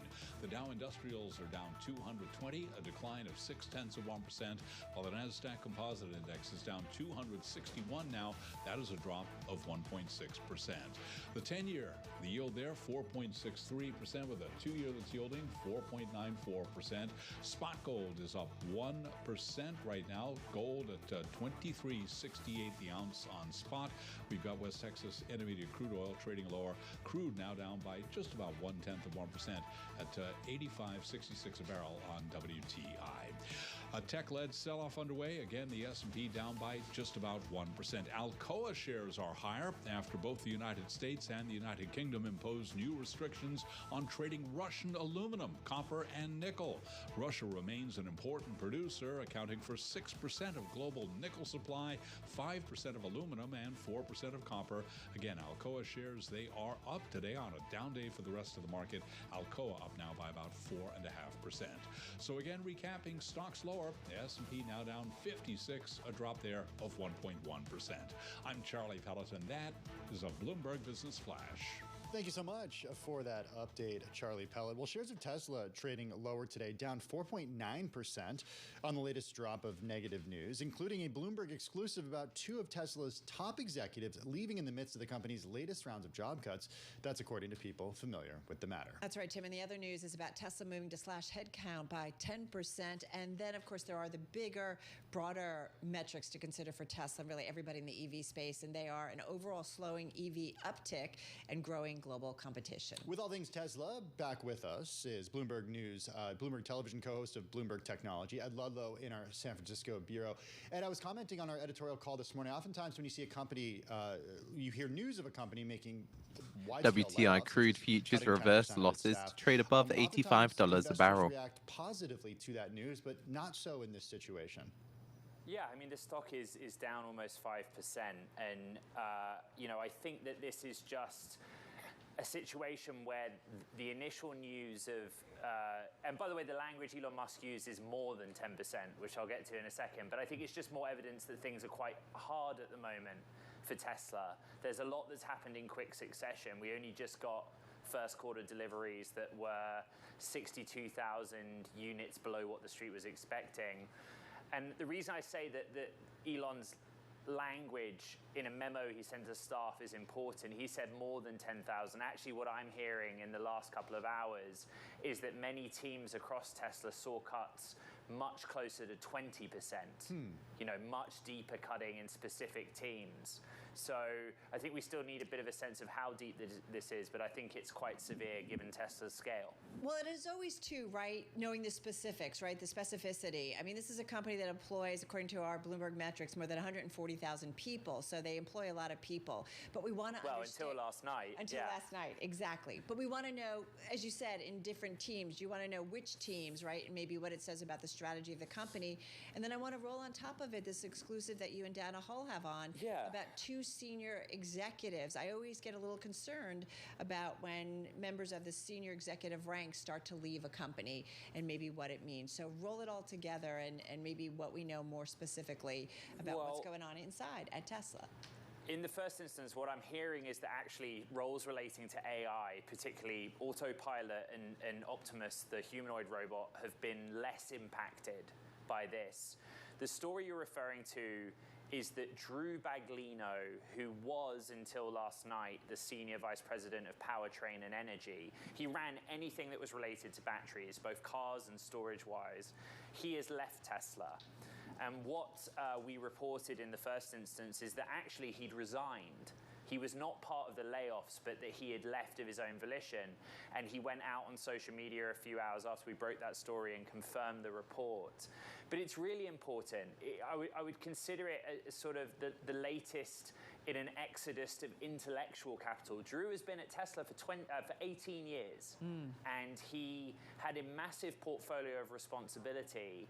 And he was one of just 4 named executive officers, the others being Tom Ju, who came over from China to kind of lead operations. Elon Musk is one, and then you have the CFO. So if they only have 4 people in the C-suite, they've just lost one, and that's quite a big deal. And this on the heels of Zach Kirkhorn leaving Tesla, the longtime CFO, just last year. So the exodus sort of continuing there, Ed. I mean, there have been many waves of exoduses at Tesla over the lifetime of the company. Is this one any different? This one is really hard to gauge. I mean, again, what I was told by sources is that categorically this was Drew resigning and leaving. And in his post on X, he basically said that the time had come. He's been very busy. I can tell you that Drew Baglino has a young family. He was spending a lot of time at Tesla. And people have their reasons. The timing's very curious, because it was the same day that Tesla announced mass layoffs. And he wasn't isolated. Rohan Patel, who is basically Tesla's global public policy chief, their lobbyist in chief, if you like, also left the company yesterday of his own volition. And, you know, it seems to be like this is Tesla leaving one phase of its company life and entering into another one. But one thing I would say, I also hear a lot of positive things. You know, that actually Tesla is really strong on the battery and energy side of the business. It's growing really well. A lot of the projects that Drew was leading, I'm told, are going very smoothly. And so one reason for him leaving is that he just didn't feel obligated anymore to stick around. Yeah, I get that, right? Any kind of company that's an innovator, a disruptor, a technology company, right? Like, as you said so well, they go through phases. And if you think about the battery side of the business, it sounds like they got this kind of down, right? And so if that was the individual leading it, maybe he's looking for new challenges or what have you. So I kind of get it. I don't know. I am also curious in terms of internally what the mood is at Tesla, because there's a lot going on, Ed. Like, I feel like almost every week, easily, there's a lot of stories we talk to you about when it comes to Tesla. You know, it's never pleasant reporting on layoffs in any technology company. You know, you're talking about people losing their jobs, and one of the things I'm looking into now is the sort of level of severance that Tesla may or may not be paying and things like that. How it works mechanically is that there was a big rumor mill. It started on Friday. You guys probably remember Dana and I broke the story about a month ago that there were these performance reviews, and that the performance reviews have been delayed so that the decisions could be made on people that didn't make the cut. So since then, people have been kind of braced that more layoffs might be coming, and they did. And how it works is Elon sends an email to the entire global workforce, and that's exactly how it played out this time, just like last time. And then you wait to see if you got an email to tell you you're impacted. And so now, internally there's a bit of relief because many of the people who were impacted have found out that that's the case in the last few hours, if not last night. Hey, Ed, give us an idea of Elon Musk's commitment to Tesla right now, given that, as you and Dana remind everyone in your piece, he's the head of 6 other companies simultaneously. That's a lot.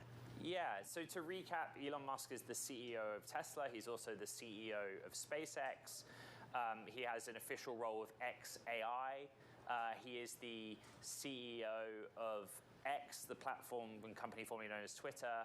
He also has Boring Co., the tunnel-making company, and then he has Neuralink. And I guess how committed or not Elon is to Tesla in the context of today's news, don't know the answer, frankly. I would make the observation, well, Elon's still there, even if everyone else isn't. The executives have come and gone, and Elon's still the one there that's breaking the news about the layoffs to his staff. But Drew Baglino leaving, and again, I go back to the idea that he was one of just 4 named executives. You guys have so many CEOs on the show, but you also know that many companies have a very large C-suite. Even if the CEO is the head honcho. Tesla was never like that. It's always had a very concentrated power center in Elon, and then maybe 1 or 2 others. NYMEX diesel May futures settle at $2.65 a gallon. NYMEX gasoline May futures settle at $2.78 a gallon. NYMEX natural gas May futures settle at $1.69. NYMEX WTI crude May futures settle at $85.41 a barrel. That's down 25 cents or 0.29%. Changes that are going on at Tesla, or the more than 10% job cuts that are happening. It's also kind of what's going on more broadly, right, in the EV space. And I do wonder how much of it, we've seen other moves at other EV makers, certainly here in the United States, of cutting back, right, and changing their strategies. So how much of it is it kind of a reset, Ed, of, all right, here's the current market environment, we've got to rethink this? So Tesla's first quarter deliveries were not good. Right. They were 62,000 units below street consensus. It was almost a drop year on year, which is kind of, it hasn't happened to Tesla for a long time. They've been on this growth trajectory. I actually have some specifics about these deeper cuts that sources basically explained to me. After the tough start to the year, Elon went to each of the leadership, people in leadership at Tesla, the different business units, and said, I am giving you very aggressive goals for cost cutting. And you have a remit and a license to reach those goals in any way that you need to. And so what I'm hearing is that those teams and divisions where the job cuts are closer to 20% rather than the more than 10% Elon put in his email are those where the leaders said, okay, Elon, you told us to be aggressive. We will be aggressive. But they were given license to do so. And what's so interesting is you guys, we've talked so much about prices of Tesla cars, how they go up and they go down in particular, but you forget that actually Elon Musk has paid attention to cost discipline for a really long time. He has this ethos of shave as many cents off each component as you can, and that's playing out now. All right. Great stuff as always. Ed, thank you so much. Ed Ludlow, co-host of Bloomberg Technology on Bloomberg Television, joining us from our San Francisco bureau. Shares of Tesla, Tim, down about 5% in today's session, and they're down about 34% so far this year. Well, we are off of session lows on the wider markets. The S&P 500 down just over 0.9%. The Dow down 0.5 percentage point, while the NASDAQ composite down 1.4%. All right, let's get a check on world and national news. Off to DC we go, and Amy Morris. Amy, all yours. Thanks, Carol. Potential jurors have been called to a Manhattan courtroom where former President Trump is facing criminal charges of election interference. Prosecutors have accused Trump of concealing a hush money payment to porn star Stormy Daniels before the 2016 election, and that was to shield his alleged affair from the public. Trump is calling the trial a political persecution. This case is nonsense. It should never have been brought. It doesn't deserve anything like this. Trump's trial is expected to take 6 to 8 weeks. Israel's military chief says they will respond to Iran's missile strike over the weekend. Israel is still considering next steps. U.S. National Security Council spokesman John Kirby tells Bloomberg Iran failed in its objectives with 99% of the missiles and drones shot down. Israel proved it has superior military capability, and just as critically, they don't stand alone, that the United States stands with them. I think people are maybe not cognizant of the fact that the president put U.S. forces in harm's way to help defend Israel. For the first time, American fighter pilots in the air shooting things down that were heading towards Israel. National Security Council spokesman John Kirby. Cisse Lema of Ethiopia won the men's Boston Marathon today. Helen Obiri of Kenya defended her title for the women. Global news 24 hours a day and whenever you want it with Bloomberg News Now. I'm Nancy Lyons.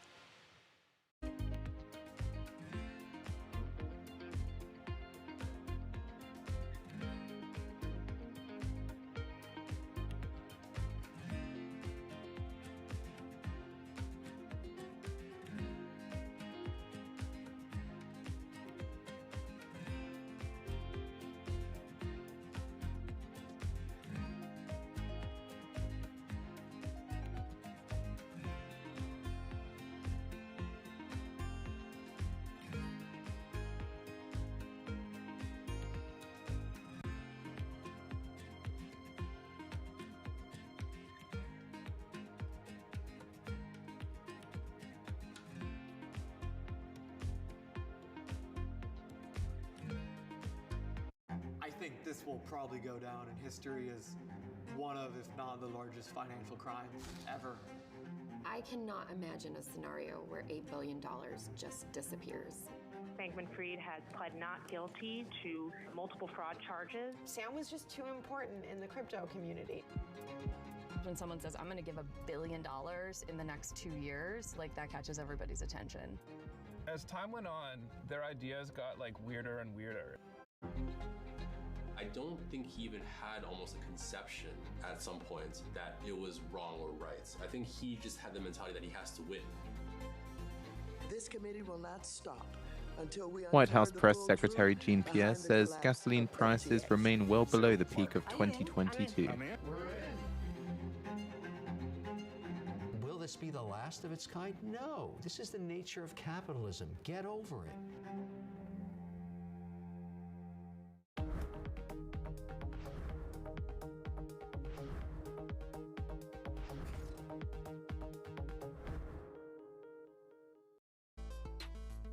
One of my greatest advantages, I own my company 100%. No board of directors. I make a decision, we move. And I had a guy say to me, runs a big media company. This guy ran a major division, Warner Discovery. Okay. It was just Warner Media at that time. He says, you know what, when we sit in our meetings, we don't talk about Disney. We don't talk about Paramount. We don't talk about Sony. He goes, you know who we talk about? I go, who? You. I said, really? He goes, yeah, you. I go, why? He goes, we are giant battleships, and you're like a little speedboat.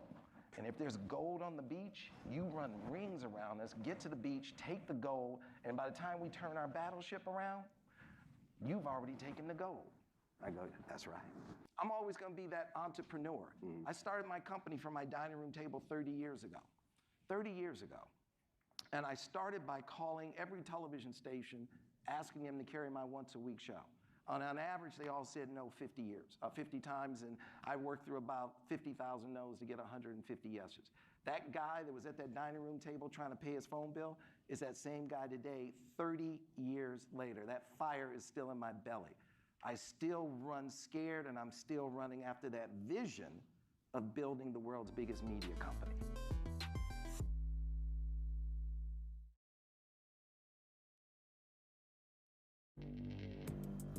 Access the financial world on demand. Hear from leading economists, policymakers, and industry experts via live and on-demand webinars, only from Bloomberg. Start exploring to see what's moving the markets. Visit Bloomberg.com/webinars. Bloomberg Bloomberg Surveillance covers the latest in global markets and the political events that influence your world. Join Jonathan Farrell, Lisa Abramowitz, and Anne-Marie Hordern only on Bloomberg. Context changes everything.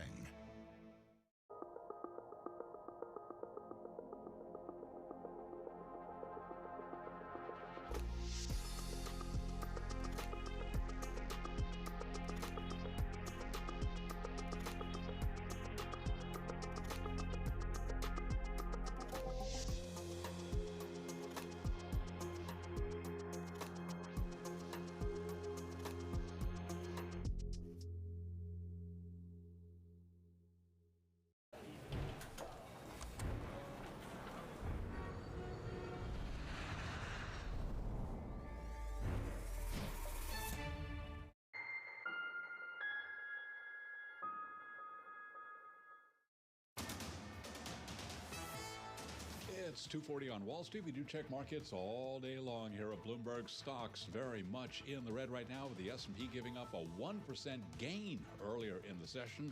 Right now, the S&P is lower by 1%. S&P 500 index down 49. Dow Industrials down 199 for the Dow.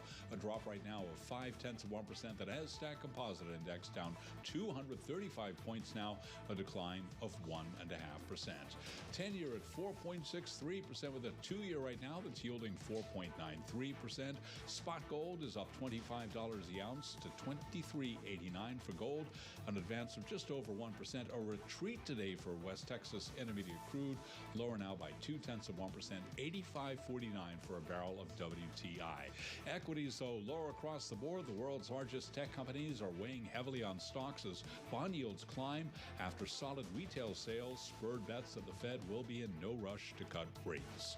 Earnings news: Goldman Sachs' back to basics approach is paying off as it posted profits that vaulted past expectations. The Wall Street giant recorded a 28% jump in net income in the first quarter, even as analysts braced for a drop from a year ago. Goldman Sachs shares on a down day for the rest of the market.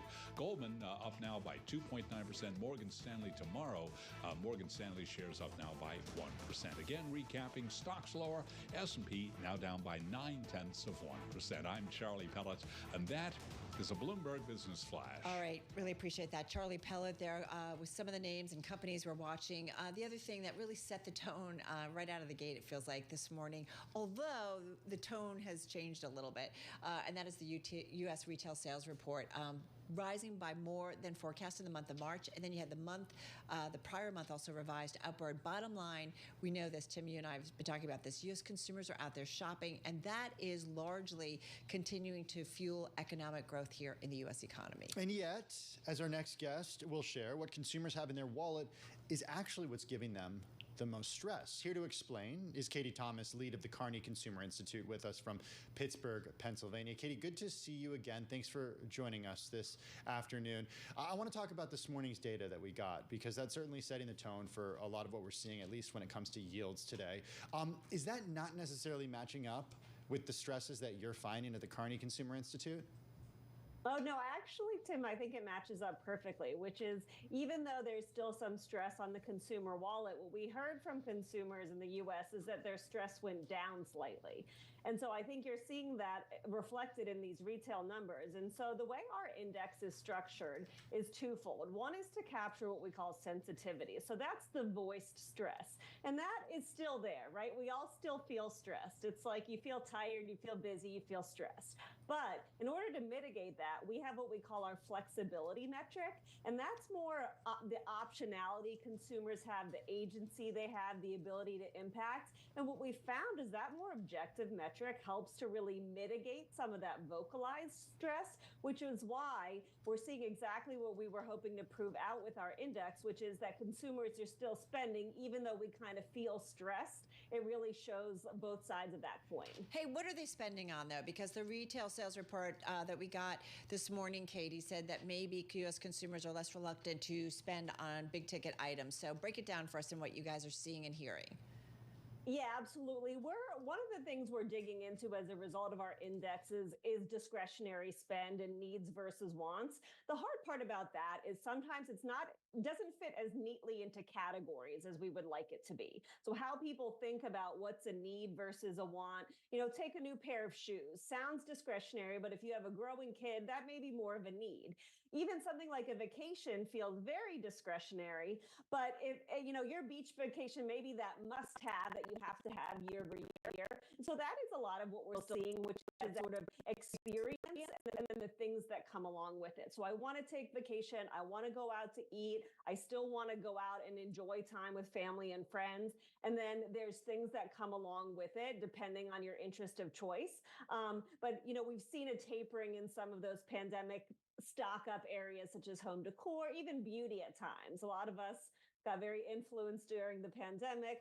Now maybe we have a full makeup drawer. So Katie, at this point, are consumers used to, I'm not going to say inflation because there were so many years where inflation was an afterthought, at least for American consumers, but are they used to going to the grocery store and seeing that what they're paying for groceries is significantly more than they paid in, let's say, March of 2020? I mean, yes and no. Again, if you talk to people, they will very much voice that they are so upset that prices keep going up, but they are coping. And that's one of the other things I love about indexes. Consumers aren't passive. They're very savvy, they're thoughtful, and they're making conscious trade-offs. So when you think of something like food inflation, they're feeling the impact of it, but they're figuring out how to navigate through it. So they're shopping different stores, different brands. Maybe they're figuring out areas that they can cut. And they're just really deciding what matters and what they want to prioritize. But I think, it still is a bit top of mind that the inflation numbers still tends to weigh on people. You guys look at consumers on a global basis. And, it's interesting. Of course, we look at economies around the world and try to figure out kind of where, certainly for investors, which economies seem to stand out. And the U.S. economy continues to stand out. But give us that global picture, Katie, if you will, in terms of what you are seeing. Yeah, I mean, not only was this work done in 12 countries, but geopolitics and government is one of the pillars that we looked at here. And that is, we talked about that sensitivity metric. That is what's most top of mind for many countries all around the world. It's something that's really weighing on people, whether it's, global conflicts in various countries around the world, but also political polarization. That's certainly not just a U.S. problem. Now, the good news is, surprisingly, 60 countries have, not surprisingly, I guess, 60 countries have elections coming up this year. So that's where we're seeing some of those flexibility numbers improve. People know they can vote. And whether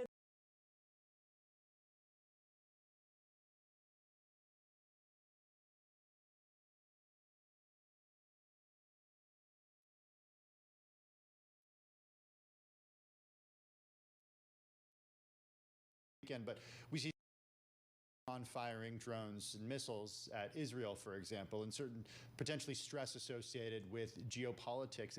Is that reflected in consumer spending at all? It tends to be, interesting blips. So we see occasionally, like, there may be a slowdown. If there's something major happening, like when things first started happening in Palestine, in Ukraine, there was a slowdown for a day or two in certain demographics that maybe were just glued to the news. So there are things that we see there, but it is very sort of reactionary to the media. So it's a little bit hard to predict and plan for, but there is an impact. What was surprising in the results as you guys did this latest update? Yeah, so I think the most surprising for me was actually that we saw a growth in stress around innovation and technology. And so some of what we've seen in the index overall certainly has to do with sort of what's in the media cycle, right? You think about housing prices, food inflation, et cetera. And I think as those things have no longer been the newest news, we've seen more about AI and technology, and you're hearing consumers voice concerns over that. So it may be data privacy, it may be AI. Just the other day, I saw a story on TikTok where someone said they had their annual physical denied by their insurance, and it turned out an AI had evaluated the claim. And so that's where, as we talk to clients and businesses, we're saying be very thoughtful about the way you're introducing AI and how that's being communicated to consumers and interacting with consumers in that facing way. because there's a lot to learn there, and there's already some stress over it. All right, we're going to leave it on that note. Katie, thank you so much. Really appreciate it. Katie Thomas, lead at the Carney Consumer Institute, joining us from Pittsburgh, Pennsylvania on this Monday.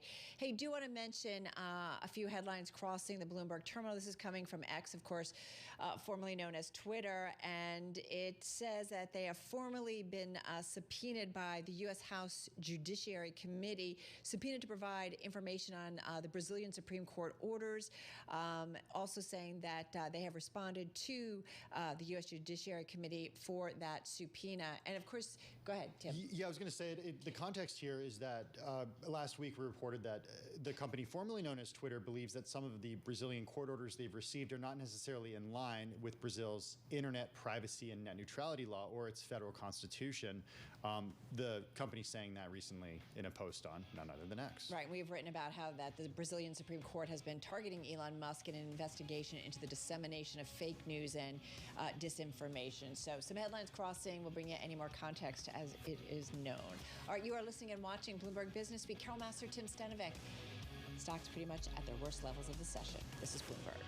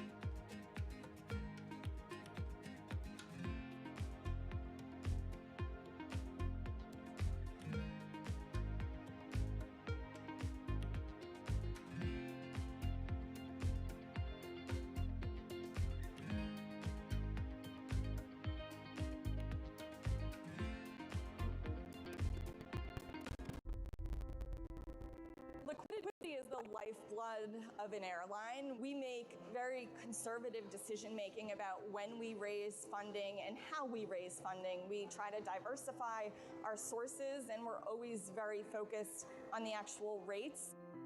And we like to build in flexibility in these financing structures so that we have an opportunity to prepay debt when appropriate, so that we can continue to optimize the overarching rates that we're paying.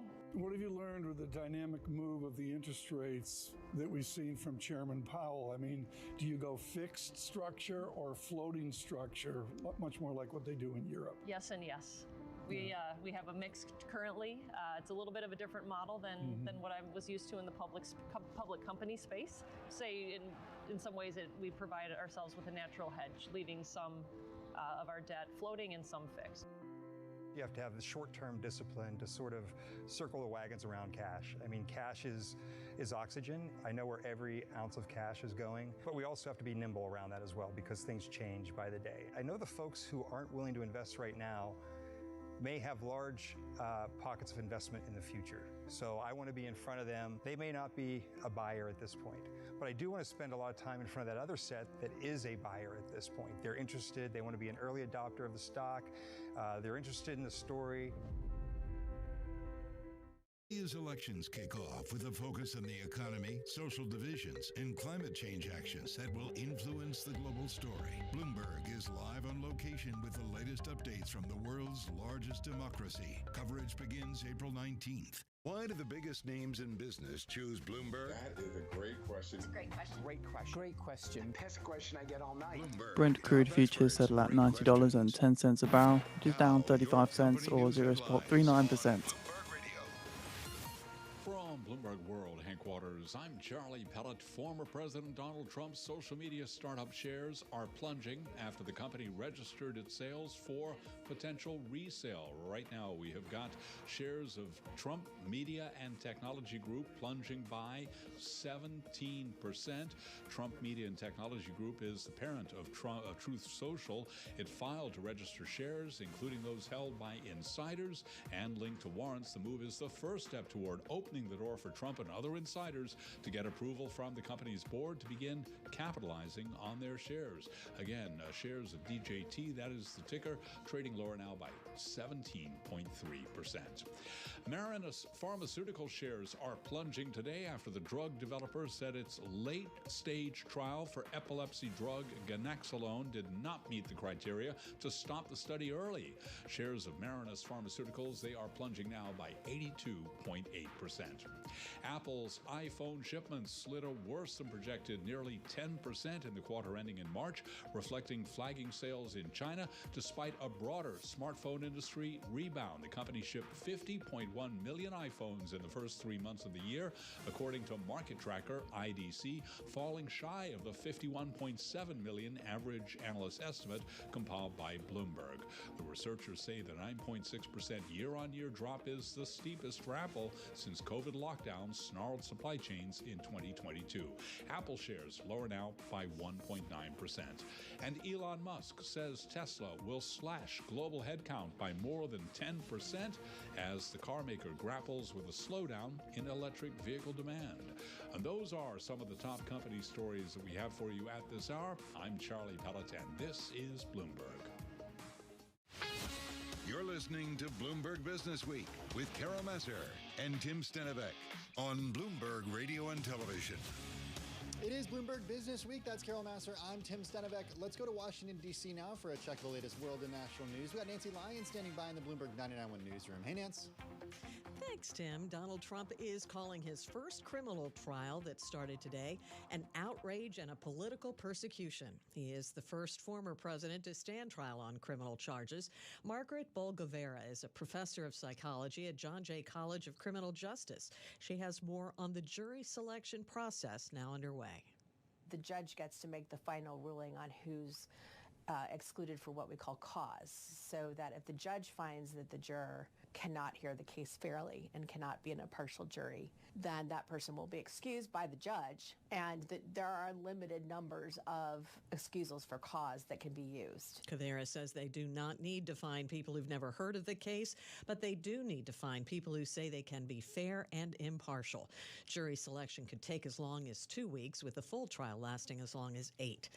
A New Mexico judge has sentenced the woman who served as the armorer on the Rust movie to 18 months in prison. It concerned the fatal onset shooting by actor Alec Baldwin that killed cinematographer Helena Hutchins. Today is tax day, and the IRS says most taxpayers should be seeing their refund about 3 weeks after filing. If you did not opt for direct deposit and instead filed on paper or are waiting for a check, that could take a bit longer. Sisay Lema of Ethiopia is the men's winner of this year's Boston Marathon. Helen Obiri of Kenya repeats as the women's champ. Global news 24 hours a day and whenever you want it with Bloomberg News Now. I'm Nancy Lyons. Now back to you, Carol and Tim. All right, Nancy Lyons in our D.C. Bureau, thank you so much for that update on world and national news.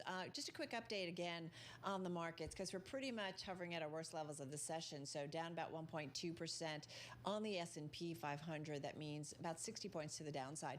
NASDAQ 100 really taking it, the biggest hit, if you will, on a percentage basis, down 1.6%. So almost down, not quite 300 points, down 290 points on the NASDAQ 100. And if I look at the S&P, Tim, pretty broad-based. You're seeing about 433 names to the downside right now. So it brings the year-to-date gains on the S&P 500 to just over 6%. Yeah. Which is still, it's in the green. But I will say that the S&P 500 has given up all of its March gains, and it's now down trading at levels last seen February of this year. This is when a 4.6% yield on the 10-year starts to look interesting. If you're, not apples to apples, but nonetheless, right, you got to compare all these investments. And this is maybe why investors are finding certainly some opportunities there.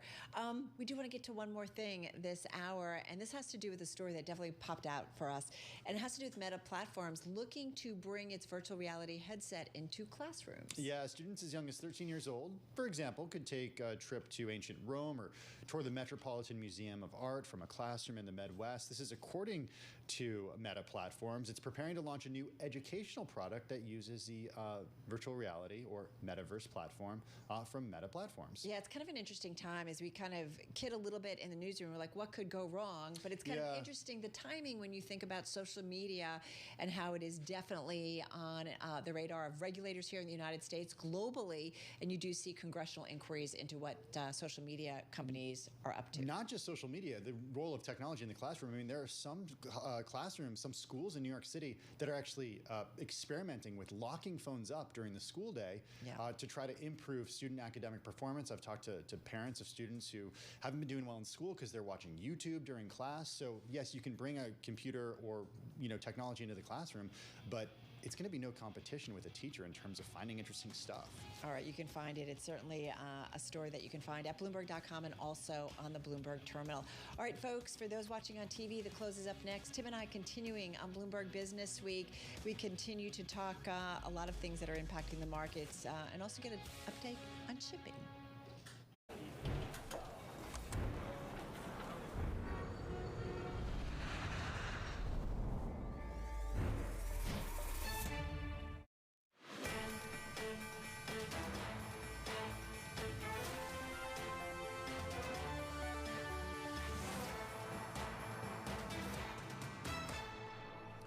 Mideast tensions hold at a simmer. U.S. retail sales bubbling over and equity markets remain caught in the middle.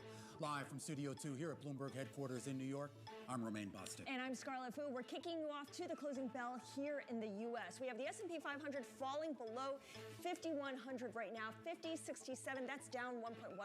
We are at session lows right now. That retail sales report Romaine just mentioned, pushing out the idea of Fed interest rate cuts even further. You're seeing a sell-off in Treasuries as well, with the 10-year yield moving up to 4.62%. At one point, the 2-year yield got super close to 5% as well. As we know, JP Morgan and Wells Fargo, among other banks, selling investment-grade bonds following their quarterly earnings. So some competition there for Treasuries.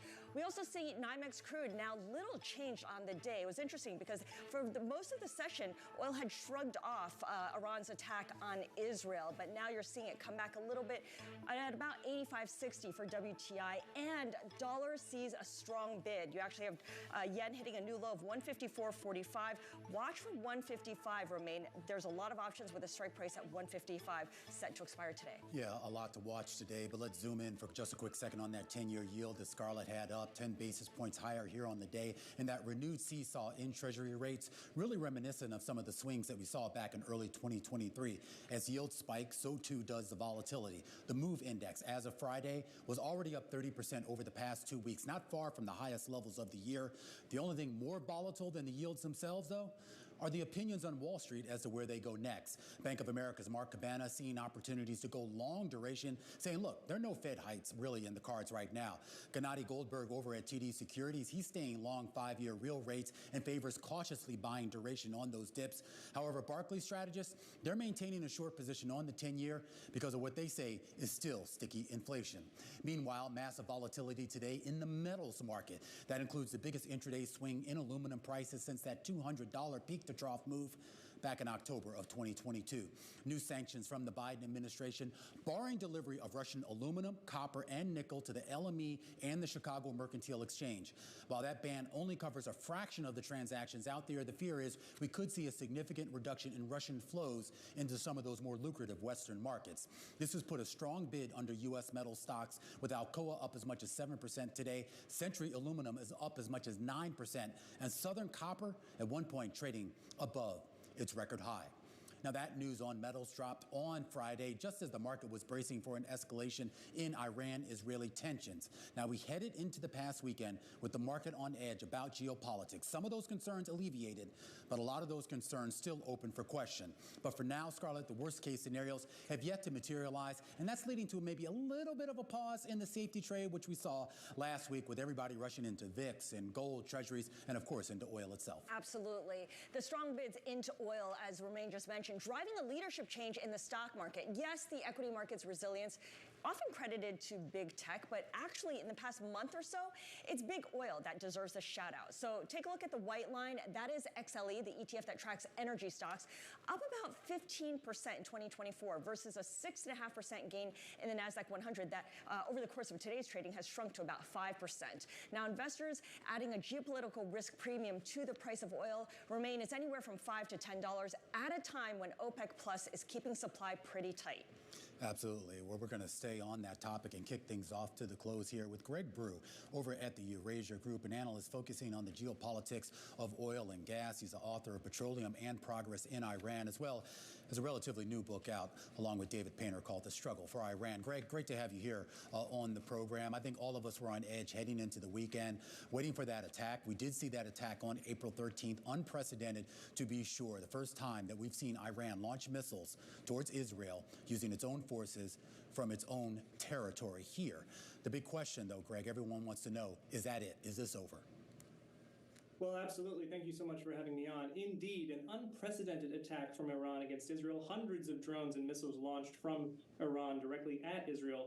But a few things to note, and I think reasons why the market kind of took things in stride when they reopened this morning. First of all, Iran heavily telegraphed this attack. There are coherent reports indicating that Iran notified regional states and also the United States through intermediaries of its plans to attack Israel on Saturday. This gave the United States and other states ample time to put in place air defenses that allowed Israel to shoot down virtually all of Iran's drones and missiles.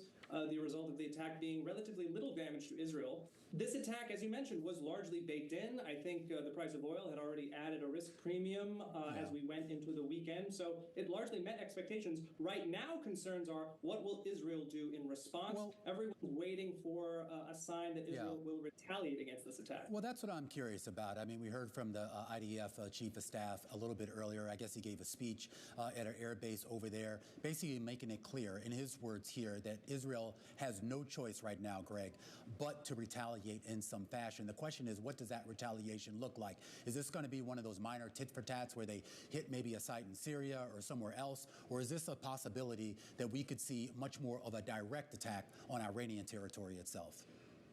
That's really the crucial question. I mean, Iran, by retaliating for the Israel attack on its consulate in Damascus, by retaliating directly against Israel, Iran has now moved the threshold for action and placed a great deal of pressure on Israel to respond in a similar way. Now, pressures are coming from the United States as well as other states in the region, pressures on Israel to try to reduce escalatory pressure, to try to keep the Israeli response within the bands of this crisis, to keep it from escalating further. I think we are certain to see an Israeli response. I think that response will come quite soon. Israel has to respond to this direct attack on its own territory. The question of whether it attacks targets within Iran is the crucial one, because Iran has historically had attacks against its own territory as a red line, one that, if crossed, will prompt an immediate and significant response. So there's Israel's response, and then there's also the U.S.'s response as well, Greg. President Biden has promised a diplomatic response to Iran's attacks. However, since he became president, we know that he's relaxed the enforcement of U.S. sanctions on Iran, which allowed Iran to increase its oil output. What do Biden's options really look like right now, especially given that it's an election year? Well, I think President Biden is focused first and foremost on trying to get the Israeli response to be calibrated, to be limited, to prevent this from escalating further. I think we've seen consistent action from the administration over the last 6 months to suggest that it does not want escalation in the Middle East, and that includes escalation against Iran. Even though there's been pressure on Biden to try to tighten sanctions enforcement on Iranian oil exports, that oil continues to flow, regardless of the fact that Iran has been supporting its allies, regardless of the fact that Iran supports Hamas. That oil continues to flow. It's largely going to China. I think Biden wants to continue to avoid a situation where he has to clamp down on Iranian oil exports, because that would have an immediate physical impact on oil markets, which of course would reverberate throughout the global market. Also, if Iran feels that its oil exports are being threatened, it could very well escalate against against oil flows in the region. That would disrupt oil through the Strait of Hormuz. We would go from 1.5 million barrels of Iranian oil being affected to as many as 20 million barrels being affected. That's the whole supply coming out of the Persian Gulf. Right, and it's really important to keep in mind that for now, there is no actual oil shortage at the moment. Oil is flowing, as you pointed out. So given all of that, when we think about OPEC Plus, the producers of oil, does it have enough spare production capacity to control a price rally if the worst case scenario does result? Well, OPEC is sitting on around 3 million barrels a day of spare capacity that it's taken off of the market. That's a pretty decent cushion to absorb an immediate shutdown or a significant disruption. If the disruption becomes huge, like if we start to see a lot of barrels being disrupted, then that would create a pretty significant crisis. But as we've mentioned, I mean, OPEC is sitting in a pretty good position right now. The price is roughly where it wants to be thanks to this risk premium. It has spare capacity that it can bring back in case of a disruption, but it's also watching fundamentals. I mean, demand growth this year has been a little bit stronger than anticipated. Prices were already starting to climb before we saw a major escalation between Iran and Israel. So I think right now it's a little early to talk about OPEC bringing supply back on the market. If anything, they're going to sit tight and watch crude continue to rally on the back of these tensions. All right, Greg, gonna have to leave it there. Greg Brew, Eurasia Group analyst, and we should point out WTI crude, which has spent most of the session in the red, now poking into the green with stocks hitting session lows as we kick you off to the close here on this Monday afternoon. A discussion up ahead about big banks and a big beat for Goldman Sachs. The Wall Street giant recording a 28% jump in net income last quarter. A read on the latest bank results. Plus, Salesforce, the worst performer in the Dow Jones Industrial Average and S&P 500. On news, the software company may be dipping its toe back into M&A. It is our stock of the hour. And a check on the global supply chain. Greg Hewitt, U.S. CEO of DHL Express, joining the big program in just a second. Stick with us. All that and more coming up in a bit. This is The Close on Bloomberg.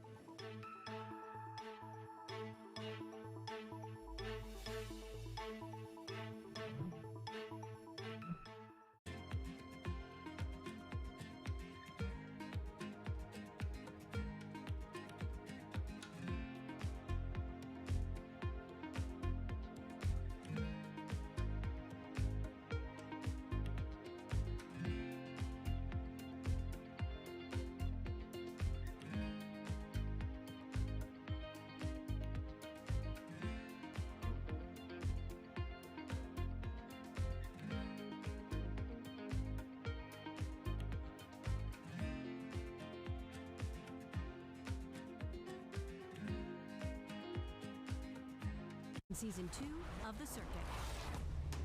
We're walking with the titans of banking. Hello! You guys love these meet and greet things. We do! And driving a warship through the Pacific. You're not the typical Silicon Valley founder wearing a black turtleneck. Like, how does that play? I am a little bit of a caricature. Taking you around the world. So we're kind of in the middle of nowhere. It's incredible that this is the site of the biggest Netflix production ever in Latin America. And getting you closer to tech and business leaders like never before. You have our money, you've got world leaders on speed dial. That's a lot of power. Sometimes I think I'm just riding the Bronco and hanging on for dear life. You driving a Hummer is pretty badass. That's what I'm going for, like badass soccer mom. I'm Emily Chang, your ticket to the front lines of tech, innovation, culture, and host of The Circuit. Wednesdays on Bloomberg Originals and Bloomberg TV.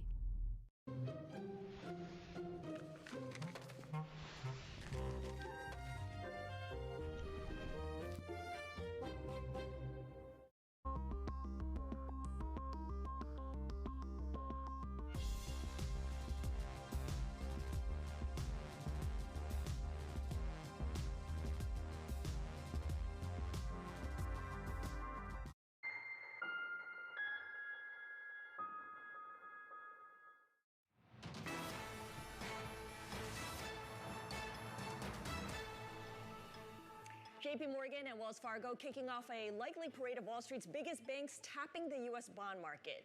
Joining us now is Winnie Cesar, Global Head of Strategy over at Credit Sites. And Winnie, it's not just the big banks. You have regional lenders also set to sell bonds in the coming days once they've reported their quarterly results. Overall, is bank credit seen as a value play the same way that bank equity is seen as a value play? I think that a lot of investors are still looking at bank bonds as a pretty attractive place to put capital to work, especially in the corporate credit markets where spreads are objectively tight across the board.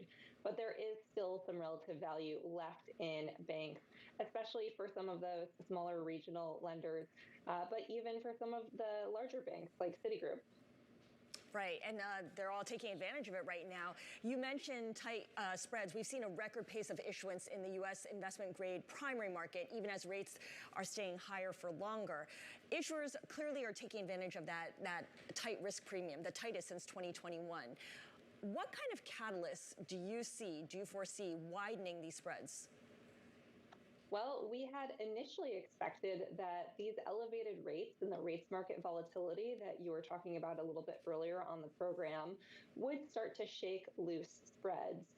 Now, what we probably didn't appreciate as much was the all-in yield environment for corporate credit, especially for investment grade, is still really attractive. We have yields above 5.5% in aggregate, closing in on 6% for triple Bs. And those are levels that investors have not been able to consistently put cash to work in the investment grade market for really quite some time. So that all-in yield level is still very, very compelling. Now, what could shake it loose is some sort of expectation that we're not actually going to get a Fed that is able to start to cut rates at some point this year. Right. And that would be especially damaging if it also seems like maybe fundamentals are not as strong as people think they are right now. How strong is that correlation right now, Winnie, between what we're seeing on the corporate side, spreads there, and the potential moves in actual Fed rates and Treasury rates? So it's not as strong as we would maybe expect. You know, we have seen a pretty massive repricing of Fed expectations. At the beginning of this year, people were thinking, oh, maybe 5-6 cuts in 2024, bring the policy rate down almost to 4%. Now, maybe 2 cuts, bring the policy rate down closer to 5%. And instead, we've seen spreads quite resilient and kind of hold in a very narrow range close to cyclical tights. So it's been an interesting breakdown in those two market components.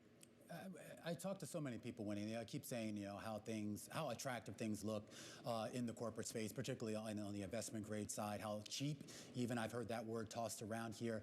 But there's got to be certain pockets out of there that maybe you might want to avoid, maybe because it's gotten a little bit too stretched. Anything you're seeing there?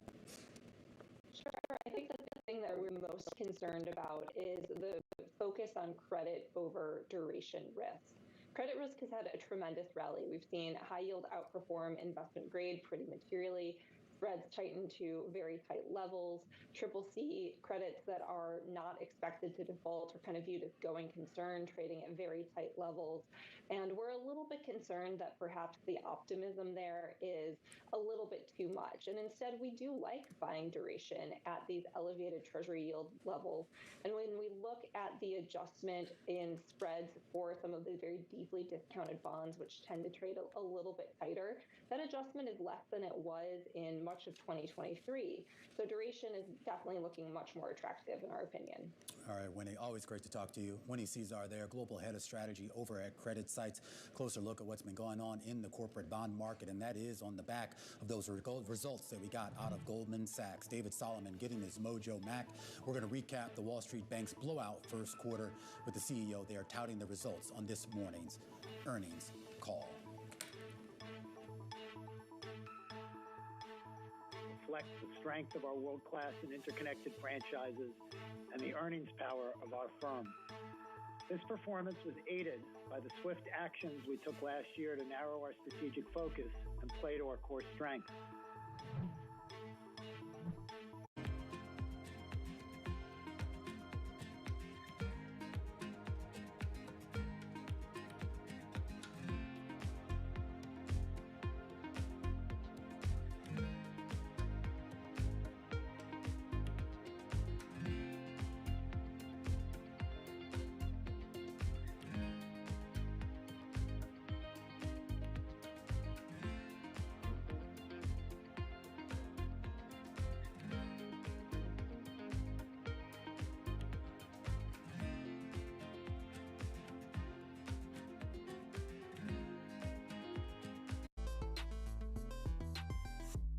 regional sports networks. There's a lot of, it's a business that seems to be collapsing.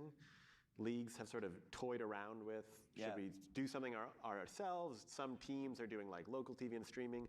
How do you see that shaking out? So I don't think I'm right on this, but my instincts keep telling me this is what's going to happen. Because if you remember the WWE, they launched their own network that had their own content and had their own pay-per-views. And it was kind of a smart, bold, ahead of its time move. And then they pivoted at the perfect time and they sold their content to, what was it, Peacock? Yeah. And that was really smart too, because they were able to leverage that number as high as possible. So they always zagged where the money was and when the opportunity was. I think the opportunity for the NBA with the local teams would be to own all that themselves. Always on the heartbeat of the tech sector. Spread across global markets. The real-time data aspect is going to be important. We're going to bring you expert analysis on that. Sure. Don't miss Bloomberg's interview with the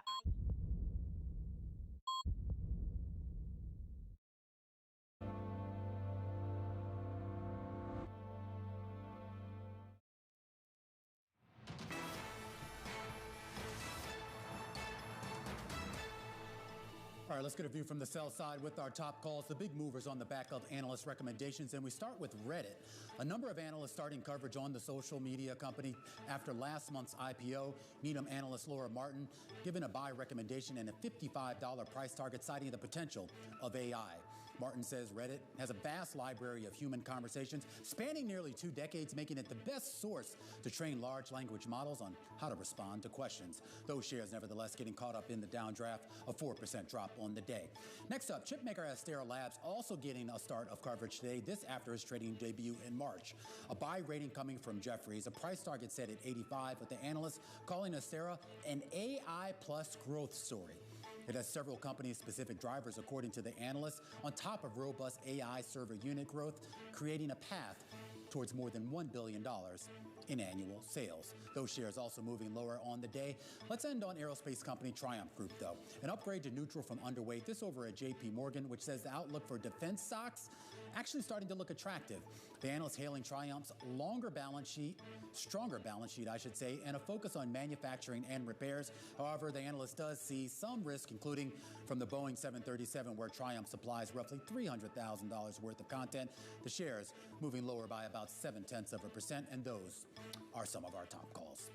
Now, we do want to pivot back to what's been going on in the banking sector as those earnings continue to trickle out. We got Goldman Sachs this morning with a big focus on money management and deal making, leading to a record 28% jump in net income last quarter, even as analysts had braced for a drop from a year ago. Joining us now to dive a little bit deeper into the report is Gerard Cassidy, head of U.S. Bank Equity Strategy at RBC Capital's Markets. He has a sector perform rating on the shares of Goldman Sachs. All right, Gerard, this surprised a lot of folks, not just 28% growth, but you talk about some of the individual metrics and an ROI of almost 15%, Gerard, way above what most people were expecting. No, Romaine, they put up very strong results, and Goldman Sachs really delivered in its core businesses. As we all know, the company has struggled with its consumer banking business. It's exiting many of those businesses. But here, they delivered today what everyone knows Goldman Sachs is capable of doing, which is being very strong in investment banking and trading. The particularly strong number in trading was this fixed income currencies and commodity trading known as FICC. That was unusually strong in the quarter. I am curious as to what you think has actually happened inside Goldman Sachs over the last year or so to see such a turnaround. Is this just basically about better management, or is there something else going on behind the scenes that we don't know about? I think it's a combination of factors. The management team is essentially the same, so I don't know if we could say it's better management, but I think management's decisions that they've made over the last couple of years to exit the money-losing consumer businesses, which were a real distraction, I think that's the real change. And so the potential, we don't know for certain. We're outsiders, of course, but the speculation that there was infighting within the company over their expansion into the consumer business is ending as they exit that business, and everybody's focus now is focused on the businesses that they do very well, which again, investment banking and trading, as well as wealth management and asset management. Well, I'm glad you bring up wealth management because I'm looking at Morgan Stanley shares and they're higher today, even with the overall decline in the equity market. How does Goldman's results set us up for Morgan Stanley's results, given that there's so much more of a focus on wealth management at Morgan Stanley? Scarlett, it's a good point you're making because it is, the real story at Morgan Stanley under James Gorman's leadership was to broaden and diversify that franchise. And he did it very successfully when he took over back during the financial crisis, and he recently has retired now, and Ted Pick, of course, has taken over. But what's also interesting, Scarlett, is that Charles Schwab put up very strong numbers today, and that's more akin to the E-Trade business of Morgan Stanley. So I think the combination of Goldman's institutional business, which of course Morgan Stanley has, as well as the Charles Schwab business, it bodes well for some decent numbers for Morgan Stanley this quarter. Got it. So, Jordan, if we take a step back and just consider bank earnings season so far, we've seen banks release some of the reserves for potential loan losses that they had previously set aside. Is this justified? Could this come back to haunt them, do you think? It really depends on one's outlook for the economy. And if you look at what the Federal Reserve Atlanta did today, based on the retail sales number, they lifted the real GDP number for the first quarter of the growth to close to 3%. So that looks pretty darn good for the economy. And many of the banks last year were factoring in a recession when they set up those reserves. So why you're seeing some releases today is because the reserves were based upon the potential for a weaker economy, and we're not seeing it yet. So there's always the risk of doing it. But right now, the outlook, even though with all the geopolitical risk with what's going on in the Middle East, it still looks like the U.S. has got a healthy and resilient economy.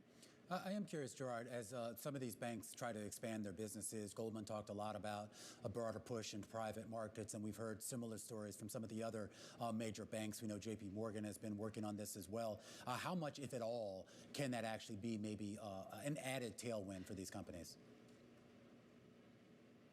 Roman, I think you're onto something because the banks are kind of in a defensive mode over the last, let's call it 12 to 18 months.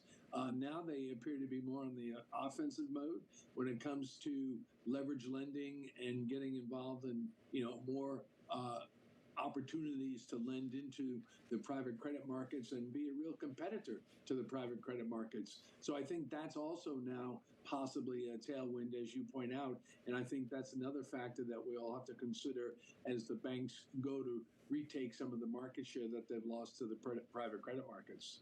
All right, Gerard Cassidy, really appreciate your joining us today. Gerard Cassidy over at RBC Capital Markets, giving us a bit of a read here on the banks, especially as most of the big ones have already reported, and we make our way towards the regional banks to report. Romain, so far this week, we're going to see 53% of KRE, the regional bank ETF, report results. So that'll be interesting. Yeah, I think that's going to be a lot more interesting than the big banks. I mean, the big banks, they're always healthy, right? More or less, right? But the regional banks, particularly coming off of last year, it'll be interesting to see whether they're still seeing that kind of dearth of deposits. Yeah, absolutely. And how sticky that depositor base is, right? Or if people are just fleeing to go get the 4.67% APY somewhere else. Yeah, I hope they're still not offering zero or less than 1% like some other banks that should remain nameless. Exactly. All right, coming up, we've got consumer demand for online purchases teeing up some growth opportunities for logistics firm DHL. Greg Hewitt, the U.S. CEO of DHL Express, will be joining us in studio. This is The Close on Bloomberg.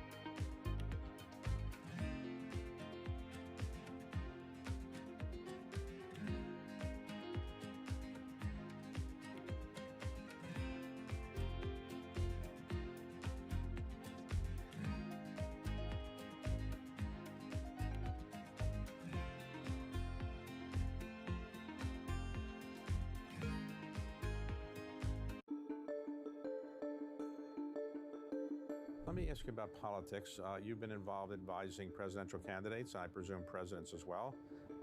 You ever have any interest in serving in a senior position in the federal government or running for office? Absolutely, unequivocally, no. The aggravation factor isn't worth it? It's the aggravation factor, but it's more importantly is I don't believe there's any integrity in it. So you do give money to politicians, though, because that's the system, but you... It's part of the game. I think, to be honest, I think there's a need for a multi-party system in the U.S.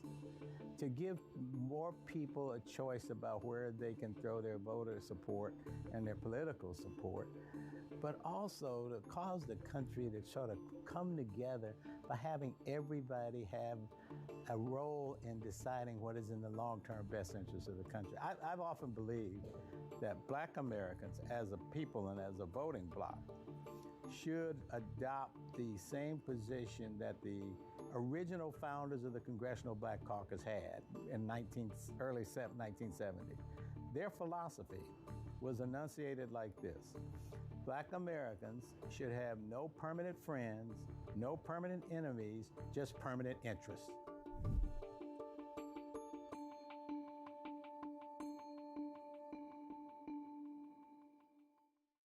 Bloomberg has enhanced search on the terminal to deliver what you need when you need it. Now, you can simply type phrases in everyday English in the command line. Compare financials. Find people. Analyze markets. You can enter phrases or ask questions. What do you want to know today? Ask a question or visit SearchGo to find answers now. Bloomberg Surveillance covers the latest in global markets and the political events that influence your world. Join Jonathan Farrell, Lisa Abramowitz, and Anne-Marie Hordern only on Bloomberg. Context changes everything.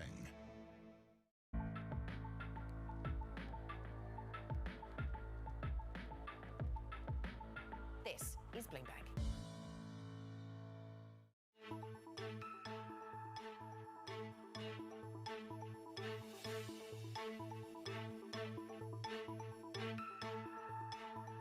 Just about 3:30 p.m. here in New York. This is the countdown to the close. I'm Romaine Bostick. And I'm Scarlett Fu. And we're looking at a... Huh? You are Scarlett. I am Scarlett Fu, and I'm here on a down day. I mean, we actually have a day in which the market has direction to the downside, of course. Yeah, not the direction you want, but you know, it was interesting. We had this conversation on Friday about what the market would do after the big sell-off on Friday, whether you would see the dip buyers come in. It looked like that was going to happen the first couple hours of trading, and that's been completely erased. We're basically at session lows. Yeah, we're basically at session lows, and you can blame the retail sales report for a lot of that, pushing out the idea of a Fed rate cut. Again, let's talk about those March retail sales because they rose 0.7% from February when unadjusted for inflation, suggesting there's plenty of momentum heading into the second quarter and boding well for U.S. GDP and the companies that ship products for businesses and consumers. We're talking about companies like DHL. So here now in studio to offer his perspective is Greg Hewitt, U.S. CEO of DHL Express. Greg, good to see you. Good to see you, Scarlett. So clearly consumers are spending, but the way they're spending is definitely changing. We're kind of downgrading what we're spending, maybe trading down a little bit. Your rivals, FedEx and UPS, are seeing consumers and businesses making a shift to sending mail and packages by ground rather than by air. Are you seeing that too? I think what we've seen is we've come off of a time period where e-commerce and online buying has been very strong U.S. dollar. Americans are consuming. We see fast fashion, a lot of stuff coming in to get delivered. Maybe in the traditional segments like automotive, high tech, engineering and manufacturing, we haven't quite seen that momentum in the orders translating into actual shipping in Q1. So I'm hopeful that Q2 and beyond, we will see a bit of a recovery and some growth. In the meantime, though, FedEx and UPS have cut costs by reducing their workforces. Are you doing anything like that? I think I'll say I'm blessed that I haven't had to do any major cutbacks in terms of staffing. I've been able to reduce things like overtime and some of the weekend work that's allowed me to not have the pains of having to do major layoffs.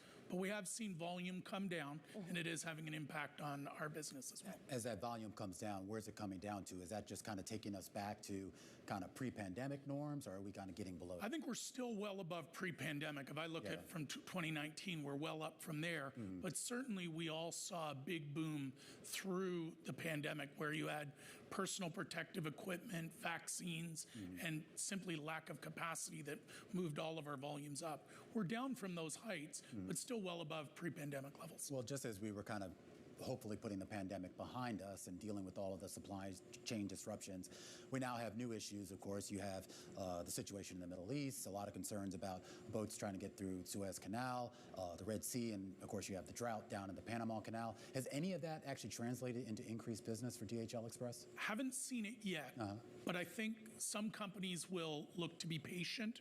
They'll wait to see how that plays out. The traditional peak for air and ocean is really in the summer months, whereas mine is U.S. Thanksgiving through Chinese New Year.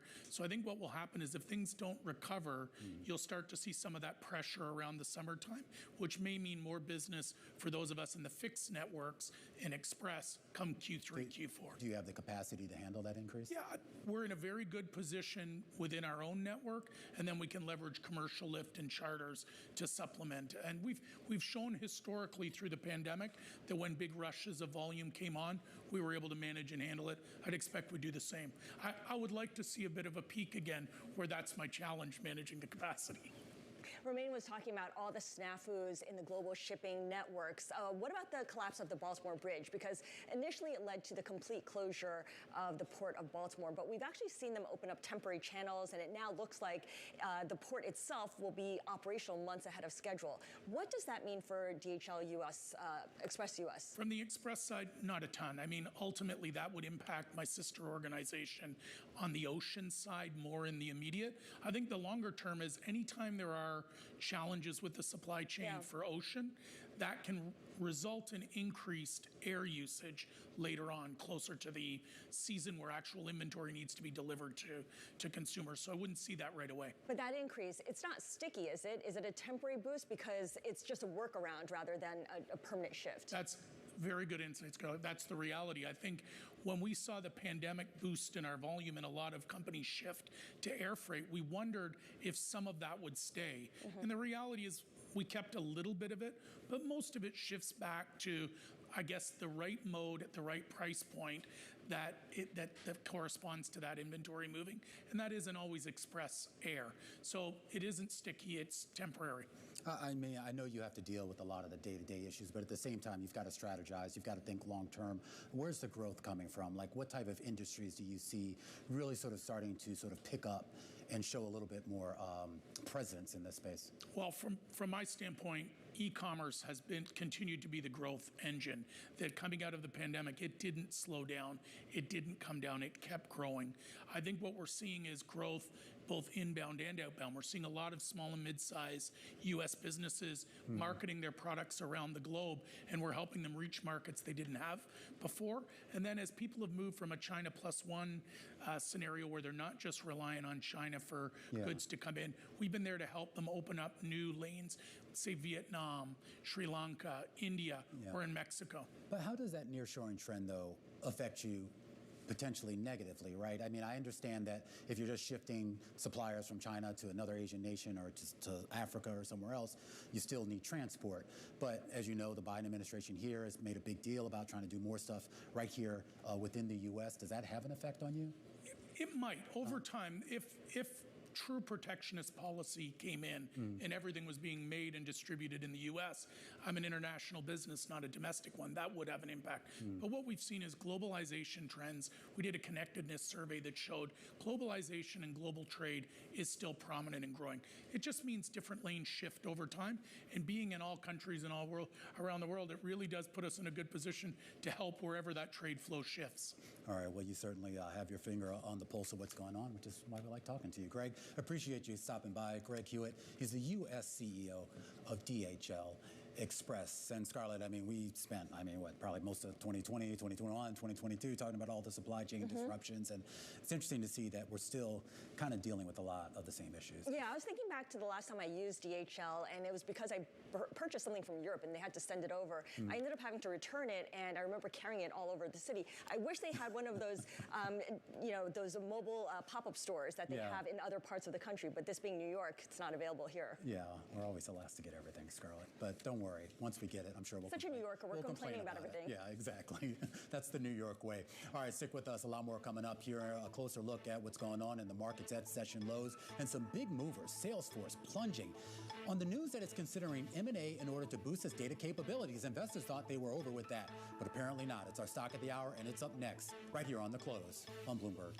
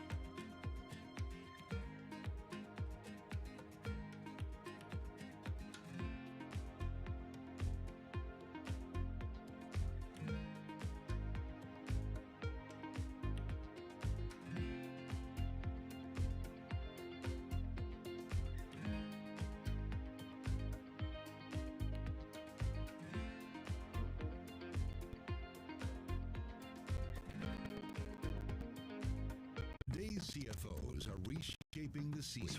Bloomberg's chief future officer shines a spotlight on these dynamic leaders. It's an incredibly fun job, for sure. We're in the business of leading beyond the numbers. To me, teamwork is key. You need to identify opportunities and push people.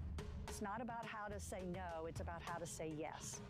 Their impact goes far beyond the balance sheet.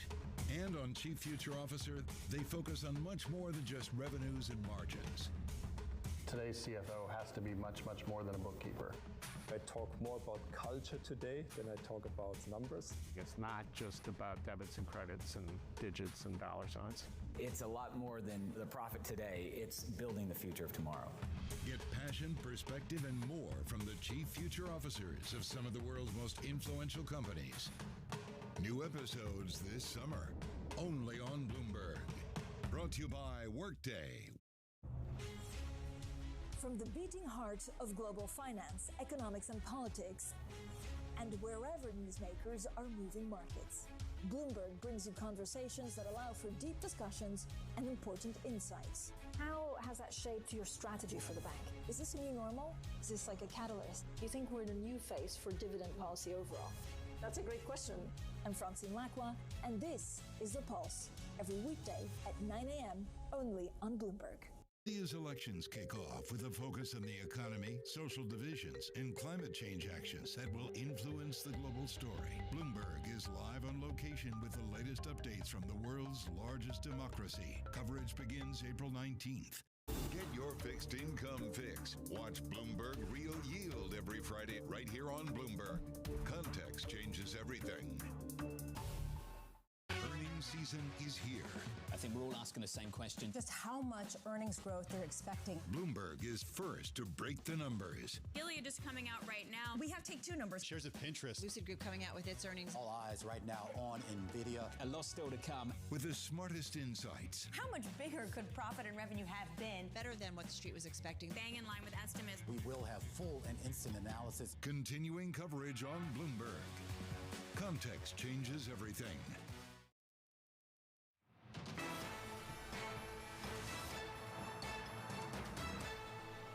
All right, it's time now for our stock of the hour, and we're taking a closer look at Salesforce. Shares down 7%, worst day for the stock in more than a year and a half. This after Mark Benioff's software company is said to be in talks to buy Informatica. It has an enterprise value of more than $12 billion. A Salesforce spokesperson saying the company doesn't comment on rumors and speculation. However, well, investors are, of course, reacting to it. Abigail Doolittle joining us right now for a little bit more on this. And Abigail, the reaction to this seems to be based on the idea that we thought Mark Benioff had sort of found some cost discipline here, that he wasn't going to make these big acquisitions anymore. That's certainly a piece of it, because last year he did say that the M&A squad there, that it's off, that they are not looking at big deals, Slack being one of the big ones not so long ago. Another piece of it is when the Wall Street Journal initially broke this, they talked about the idea that they would be paying, Salesforce.com would pay for Informatica less than the closing price on Friday. So, of course, nobody's going to like that. Now, to be fair, Informatica over the last year up 150%, Salesforce up 50%, so they do have some capital. But a lot of analysts also just saying this is not a great deal for Salesforce.com. There's not a lot of fundamental reasons for them to do it. Salesforce top line is growing double digits, low double digits, like low double digits. Informatica kind of mid-single digits. They already have a company that does the same thing. It's software and service. I'm not exactly sure what that translates to. But MuleSoft they bought, so they already have it. So a lot of analysts are saying this is a head scratcher. Why did they do this? Now, one reason could be 46% is owned by, 47% is owned by Permira, a private equity firm. The Canadian pension owns another 26%. Maybe they won out. Maybe that somehow got to Mark Benioff, although that doesn't make sense either, because why would he bow to that pressure? So how much of is there a linkage to the overall market sentiment? Because you have the S&P 500 down about 1.2%. Earlier, it had opened higher and did gain almost 0.8%. Is a negative sentiment around this potential deal that Salesforce would be making part of the bearish market action? I think that's a great question. I think it's a good point, because I think that the sentiment around this is such a head scratcher for most analysts. There's one analyst out there, Oppenheimer, saying that it makes some sense from like a deal standpoint, but most of the analysts are saying it just makes no sense whatsoever. So I think that when you have a big company like Salesforce, the last time I've looked, I'm going to pull it up in the Bloomberg right now, it was the second biggest drag on the S&P 500. It's not a huge component. That speaks to the level of decline. Well, I'm misspoken now, because now we have Microsoft, Apple, NVIDIA in there. But Salesforce is in the top 10, so I think that it helped turn some of the sentiment around tech. Yeah, and not just in the top 10, too, but I mean, a lot of people do see it as kind of like whatever Salesforce is doing, that's going to have ripple effects throughout the SaaS stocks overall here. So when you start to hear that Benioff is back on the prowl, and again, we should point out, we haven't confirmed, this is just based on reporting that Salesforce hasn't commented on, but if that is the case, then that means some of these other companies are going to have to take a look at their own. For sure, because it does put the space into play to some degree today. And you also have to wonder why, it goes back to the why, because if they want out for some reason, if if they see dark clouds on the horizon, I think that there can be some fear, because it just doesn't make sense from a fundamental standpoint. I think that some investors are thinking that this is about cashing out, which is not necessarily a great reason. Yeah, all good points. Abigail, thank you so much. And of course, Romain, one thing to consider as well is if there is some kind of deal or bid being made here, this attracts the attention of antitrust regulators as well. That's the other thing, too. I mean, that's really not been talked about. I mean, Salesforce luckily hasn't gotten it too dinged by that in the past, but as you know, times have changed a lot over the last couple of years. The big getting bigger is something that plenty of government agencies are looking at very carefully now. All right, coming up, we're going to count you down to the closing bells. We have a decline on our hands here with the S&P 500 bumping around session lows below its 50-day moving average at 50.61. Tony Roth, the CIO over at Wilmington Trust, will be joining us to give us his take on what you do next. This is The Close on Bloomberg.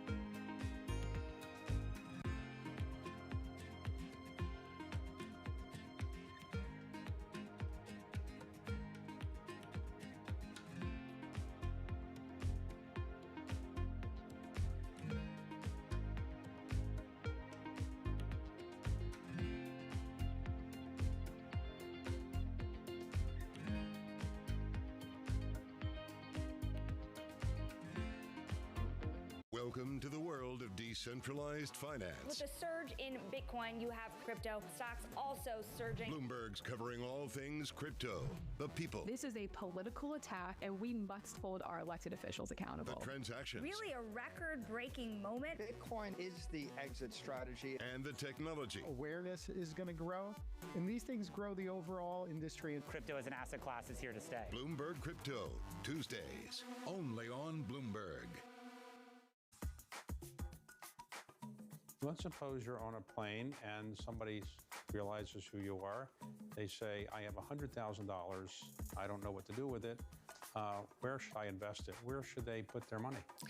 So today, it's a easier decision than it was maybe 2 years ago because Treasury bills are 5%. So I would say, regardless of how much risk you want to take, you have to put a portion there. Then you would have to ask really, an individual is the same, I think, as any institution. What is your time frame? Do you need to get access to this $100,000 in the next few weeks, the next few months, the next few years, not until you retire? And that will determine your investment decision. So what do you think is the most common mistake investors make when they have 100,000, a million, or whatever they might have? What is the most common mistake you have observed that investors make? I would say hubris and thinking you know more than you do, because every decision that you make has many, many layers. So as you're creating a portfolio, look at the risk as well, not just excited about the return. And what's the best investment advice anybody's ever given to you? Continue to learn about innovation in whatever you do, because that is where it's not exciting, that's where returns will go.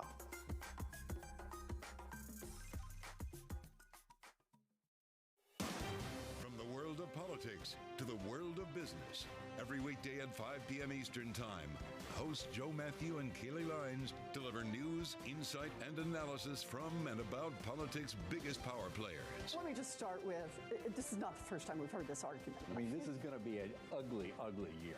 Balance of Power, live around the world every weekday at 5 p.m. Eastern, only on Bloomberg Television. Context changes everything.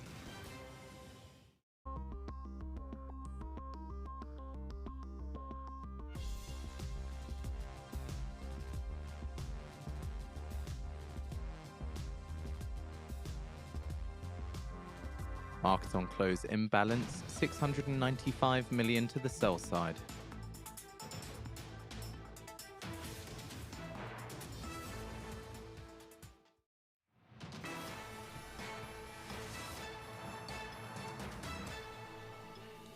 This is the countdown to the close. I'm Romaine Bostic alongside Scarlett Fu. 10 minutes until we get to the closing bell, Scarlett. Not just a big sell-off, but actually another broad-based sell-off, if you will. Here, we're off the session lows, but still, we're looking at 1% losses across the board. And a sharp turnaround from what we saw this morning, because when markets opened, we had the S&P 500 gaining almost 0.9% before turning around completely. Now it's below 5,100 and it's falling below its 50-day moving average, its short-term trend line, and bumping along the bottom here as treasuries continue to sell off as well, with the 2-year getting really close to 5% and the 10-year, of course, moving up to 4.61%.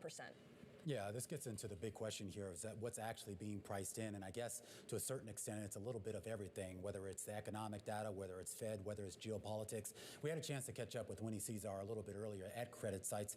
Here's what she had to say about the yield environment. So that all-in yield level is still very, very compelling. Now, what could shake it loose is some sort of expectation that we're not actually going to get a Fed that is able to start to cut rates at some point this year. Right. And that would be especially damaging if it also seems like maybe fundamentals are not as strong as people think they are.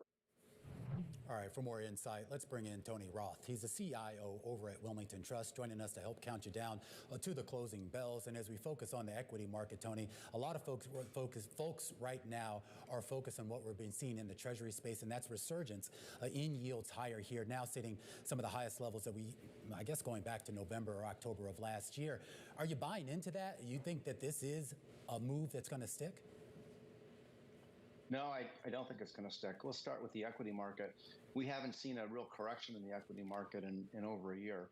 And we have an opportunity now to see a catalyst for a drawdown in equities to bring us to a little bit healthier territory, probably back down below 5,000 on the S&P, which we believe is going to be a buying opportunity. And the reason is that the higher yields that we're seeing and the equity markets following onto that with weakness in technology, which typically does not respond well, does not correlate well with higher yields, is all being driven by the narrative of, yes, strong economy, but also much stronger inflation than expected. In fact, when you look at the core PCE, which is the Fed's preferred measure, we are already on a 12-month basis in the range that the Fed has predicted for the end of this year, around 3.5%. And so when you look at CPI, which is heavily dominated by shelter, and shelter is coming down, it comes down every month to lower levels of price increases by around 15 to 20 basis points per month. It's just going to take a while to get to the destination on a CPI basis. But later this month, we'll get the CPE numbers, and those numbers will be, I think, a little bit more constructive for a loosening cycle starting, we still believe, starting in June, with a total of 100 to 125 basis points of cuts this year. And so the market's really reacting to a very short-term narrative. Tony, so 100 to 125 basis points this year, starting in June. I mean, you know that's a pretty bold call, not just because of the number of cuts that would entail, but also the fact that they would be doing that in a relatively short span, 6 months, and in the middle of an election cycle. Well, the cuts don't have to be consecutive in the sense that once they start to move, they can make cuts bigger than 25 basis points, of course. But we still have two major sets of data to come in before we have the June meeting. So whether we start in June or whether we start in July, once we start in earnest, there's plenty of time to get in the 100 to 125 basis points of cuts this year. And when you consider that inflation is being driven primarily by premiums on automobiles and shelter within the CPI, and then you move over to the PCE, you don't have nearly the same impact on shelter. Medicare costs came down, in fact, on an inflation basis over the last cycle on a CPI basis. It's all shaping up for I think, a compelling case to start cutting sometime over the summer. You said that it doesn't have to be consecutive 25 basis point cuts, but wouldn't a half point cut be something fairly alarming for an equity market that has priced in a no landing scenario? No, not necessarily. If you look historically at when we have inflection points in monetary policy, whether it be a loosening or a tightening cycle, we almost never get consistent 25-point cuts. We start at 25-point cuts or increases, as the case may be, and then once the Fed realizes they fall behind the curve, they move to bigger increments for a period of time. That's almost always what happens, again, whether it be a tightening or a loosening cycle. And so the key is that if we continue to see strong, for equity investors, if we continue to see strong momentum in the economy, we don't even necessarily need to see a big change in the inflation picture from the market standpoint in order for equities to continue to do well. The question around inflation and whether the Fed starts to cut in June and how much the Fed cuts is really more of a positioning question within equities, whether you like a broadening out narrative and smaller caps, or whether you like to continue to see the focus on technology and bigger companies. Okay, so in your scenario, rate cuts starting in June, maybe 100 or 125 basis points of cuts, where do you want to be within equities, given how much the big cap tech names have moved up over the past couple of years? Well, we still believe in big cap tech as fundamental rails of the economy. So we want to be selective within that area. The companies that are more focused on AI and cloud and SaaS, et cetera, are the ones that are going to do better than the ones that are focused on delivering hardware. But having said that, you also want to move into names that will give exposure to a broadening cycle from both a cap and from a sector standpoint. So certainly you'd want to move into small cap names, which continue to lag, which continue to get set up for a rebound, I think, once you start to see that loosening cycle, as well as financials. Bank stocks you saw this year, part of this cycle, you saw part of as the earnings get kicked off. You saw JP Morgan come out late last week with a very, very small miss in their forward-looking estimate on guidance for net interest income, which set the stock down considerably, really without justification when you look at the bottom line. And so that's an area, whether it be the major money center banks or whether it be the regional banks, that should do well in a broadening cycle.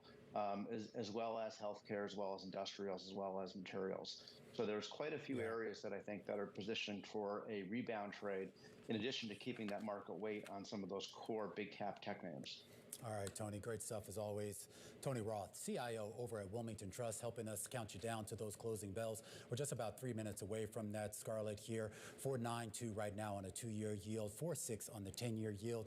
And as far as stocks go, we're still down in the red. Yeah, we're still down in the red, near session lows. The big question is, will the next batch of earnings change anything, change the trajectory as we await some kind of response from Israel following the weekend attacks from Iran? Yeah, you wonder how much of the move today is because of earnings or because of the Fed and rates or because of Israel and the geopolitical situation. Yeah, or just wait and see until something more definitive comes along. And this could be a pivotal week for earnings because it's not just the banks. Of course, we're going to start to get the non-banks, including Netflix, which could be a big barometer for the broader tech sector as we move closer to those closing bells here on this Monday afternoon. Stick with us as we take you to the bell and beyond.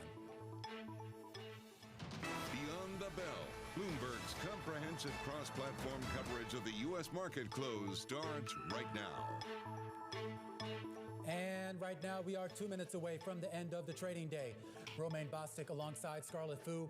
We're counting you down to the closing bell. You're here to help take us beyond the bell. It's a simulcast with Carol Massar and Tim Stenovic. Welcome to our audiences across all of our Bloomberg platforms, including our partnership with YouTube. Carol, stocks off session lows, but still, we're talking about 80% of the S&P right now deep in the red. Yeah, broad-based selling, right? No doubt about it. So a very different tone here. And it has to, I just keep looking at the rates market and where that 10-year, above 4.6, holding there. Again, it makes me think, Tim, okay, do, equity investors have to once again rethink valuations in a higher for longer and getting higher, it feels like, when it comes to the Treasury trade? Well, we just spoke to Ryan Dietrich over at the Carson Group. And you guys know him. I mean, he called it last year. He got it right last year, Scarlett. He's still extremely bullish. And he said, okay, he called what we're seeing right now, quote unquote, indigestion in the market. And that, some type of pullback, 5 to 8%, given the run up that we've seen since October, would not at all be surprising. But if this economy avoids a recession, which he thinks it will, then he stays bullish. Indigestion is a kind way of putting it, given how big the losses are today. What's interesting here, of course, is that we thought we saw most of the selling on Friday, given there was so much anticipation of some kind of attack over the weekend. We got it, and there was a little bit of a relief initially, but that didn't hold. So, I mean, how much are we going to be on tenterhooks for the rest of the week? Because there might be a response from Israel, but then how does Iran respond to that? I feel like we're just going to be in this churn for a while. Yeah, and we should point out, too, I mean, when you sort of pair this with the decline that we had on Friday here, I mean, this is the biggest two-day drop that we've seen in the markets going back to late October, at least for the NASDAQ and the S&P here. So I think that's maybe a little bit different complexion than maybe some of the other sell-offs we've seen where we kind of had a one and done and then everybody's back in the pool. Not today with the Dow Jones Industrial Average lower by about 250 points or about 0.7%. The S&P going to fall about 62 points roughly, down about 1.2% and back below 5,100, 5,061 and change as we wait for these numbers to settle. The NASDAQ composite lower by about 290 points or 1.8%. And let's take a look at the Russell 2000. The cyclicals down about 1.4% here on the day, down 27 points. Right, and the S&P 500 really breaking below its 50-day moving average. Our Bill Maloney, who watches the technicals here at Bloomberg, saying that was significant. He was watching it Friday. It held Friday going into the weekend, but that's not the case today. Having said that, Scarlett, as Romaine mentioned, most names in the S&P 500 lower today, 424 to the downside, and you had about 76 gaining some ground today. Yeah, I was just looking at the VIX. It shot up to past 19 from 17 on Friday. So we're now at the highest level since last October when we had the last big sell-off. You're looking there at the IMAP, and when you break down the S&P 500 into 11 industry groups, all red all around, tech, real estate investment trust, and communication services leading the way. The sectors that are doing fairly better or holding up a little bit better here are telecom services, household and personal products, and banks, but just marginally so. All right. And just before you move on to the individual movers, I just want to point out, I was looking it up. So the S&P on a two-day basis, this is the worst drop going back to March of 2023 in the middle of the regional bank crisis. The NASDAQ, worst two-day drop going back to October of last year. All right, so some significance, right, in terms of what we've seen in a couple of days and that tone and tenor in the S&P 500 and particularly the equity market. Having said that, was able to find a few gainers in today's session. Goldman Sachs, of course, out with earnings earlier today at its highs, up 6%, folks, finishing the day just shy shy of a 3% gain. Really a standout among the big banks that have reported so far. Goldman, by the way, shares were the number 2 gainer in the S&P 500. Profits soaring 28%. You probably know this, bucking analyst expectations of a drop. Fixed income traders surpassing even most optimistic estimates. And we did get some upbeat comments about AI. David Solomon, the head of Goldman, saying it expects AI, significant demand from AI-related infrastructure, and as a result, financing, which will be a tailwind to their business in particular. All right, number 2 gainer in the S&P 500, another bank, and we're talking about M&T Bank, soaring the most in, I believe, 2 years after boosting its 2024 outlook for net interest income. Of course, a key source of revenue. That's what we look at when it comes to these banks. So M&T Bank up almost 5%, 4.7%. It was up, though, 8% at its highs today, so finishing off its best levels of the day. Intel, looking at the chips today, we did see a lot of chip names, your top gainers in the NASDAQ 100. Intel, the number 1 gainer in the NASDAQ 100. Citi opening up a 30-day positive catalyst watch on the stock, saying Intel is experiencing negative sentiment due to the foundry businesses. We reported about this at Bloomberg in the last week or so. But that given the positive March notebook data of a 44% month-over-month increase, there's upside to consensus estimates. So getting a little bit in the weeds, but nonetheless, they're upbeat. Citigroup, that is, on Intel. So that stock easily a standout in today's session. Okay, you had the hard job today, Carol. I had the easy job finding decliners. Quite a few notable ones, including Tesla, finishing down by 5.6%. This after Bloomberg reported that several top executives are going to be leaving the company, and there will be global job cuts at the company. In fact, the largest ever round of job cuts, reducing global headcount by more than 10%. Our team actually reporting that the cuts could reach closer to 20% in some divisions. 2 people familiar with the matter told our own Dana Hull and Ed Ludlow earlier today. In addition, Senior Vice President Drew Baglino, who's an 18-year veteran of the company, just one of 4 named executives at the company, 4 named executive officers at the company, I should say. He announced today that he was leaving. Shares hitting the lowest since May of last year. Also falling today on a percentage basis, the worst performer in the S&P 500 goes to Salesforce, down the most since going back to December 2022. This after Bloomberg reported the company is targeting Informatica to boost data capability. That's according to several people familiar with the matter. Some analysts, though, noted that such a deal may draw regulatory scrutiny. Should note that Informatica shares also fell today by 6%, that a software company. And DJT, Trump Media and Technology, ticker DJT. Of course, Donald Trump's social media startup tumbling again today, this time falling close to 20% on the day today.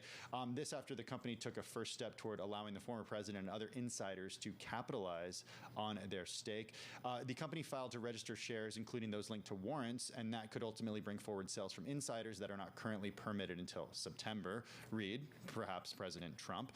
We should note that now former President Trump's net worth, is at least tied to this, has fallen from more than $5 billion to just over $2.1 billion in a few weeks. And I just want to point out a couple other big decliners, Ted.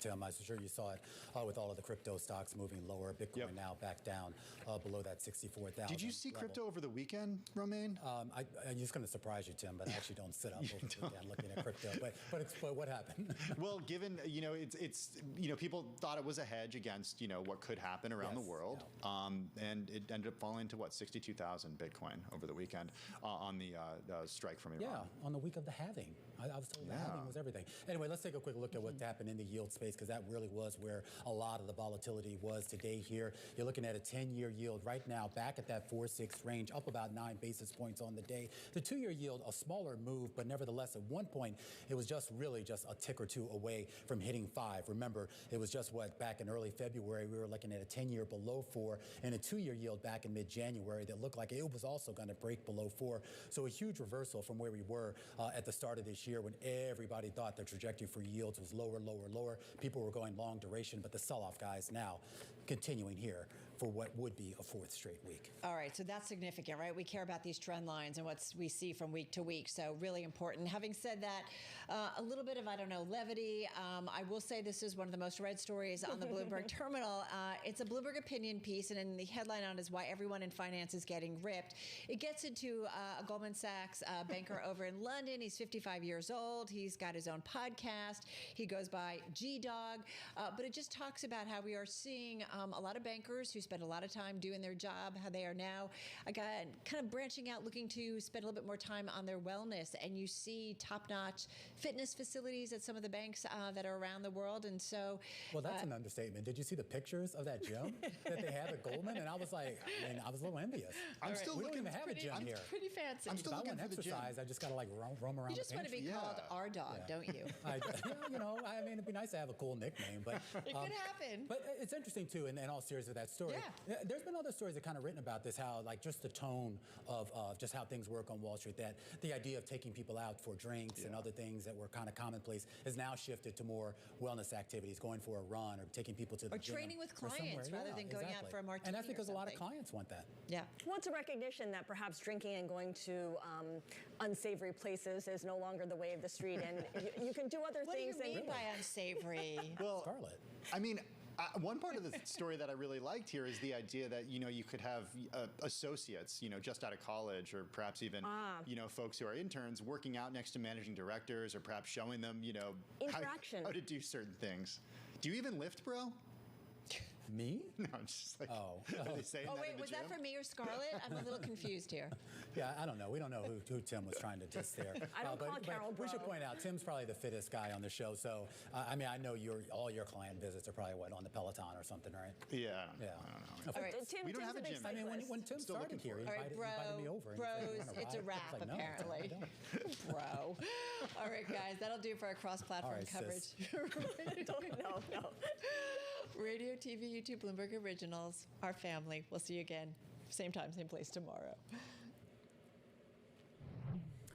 Stick with us here on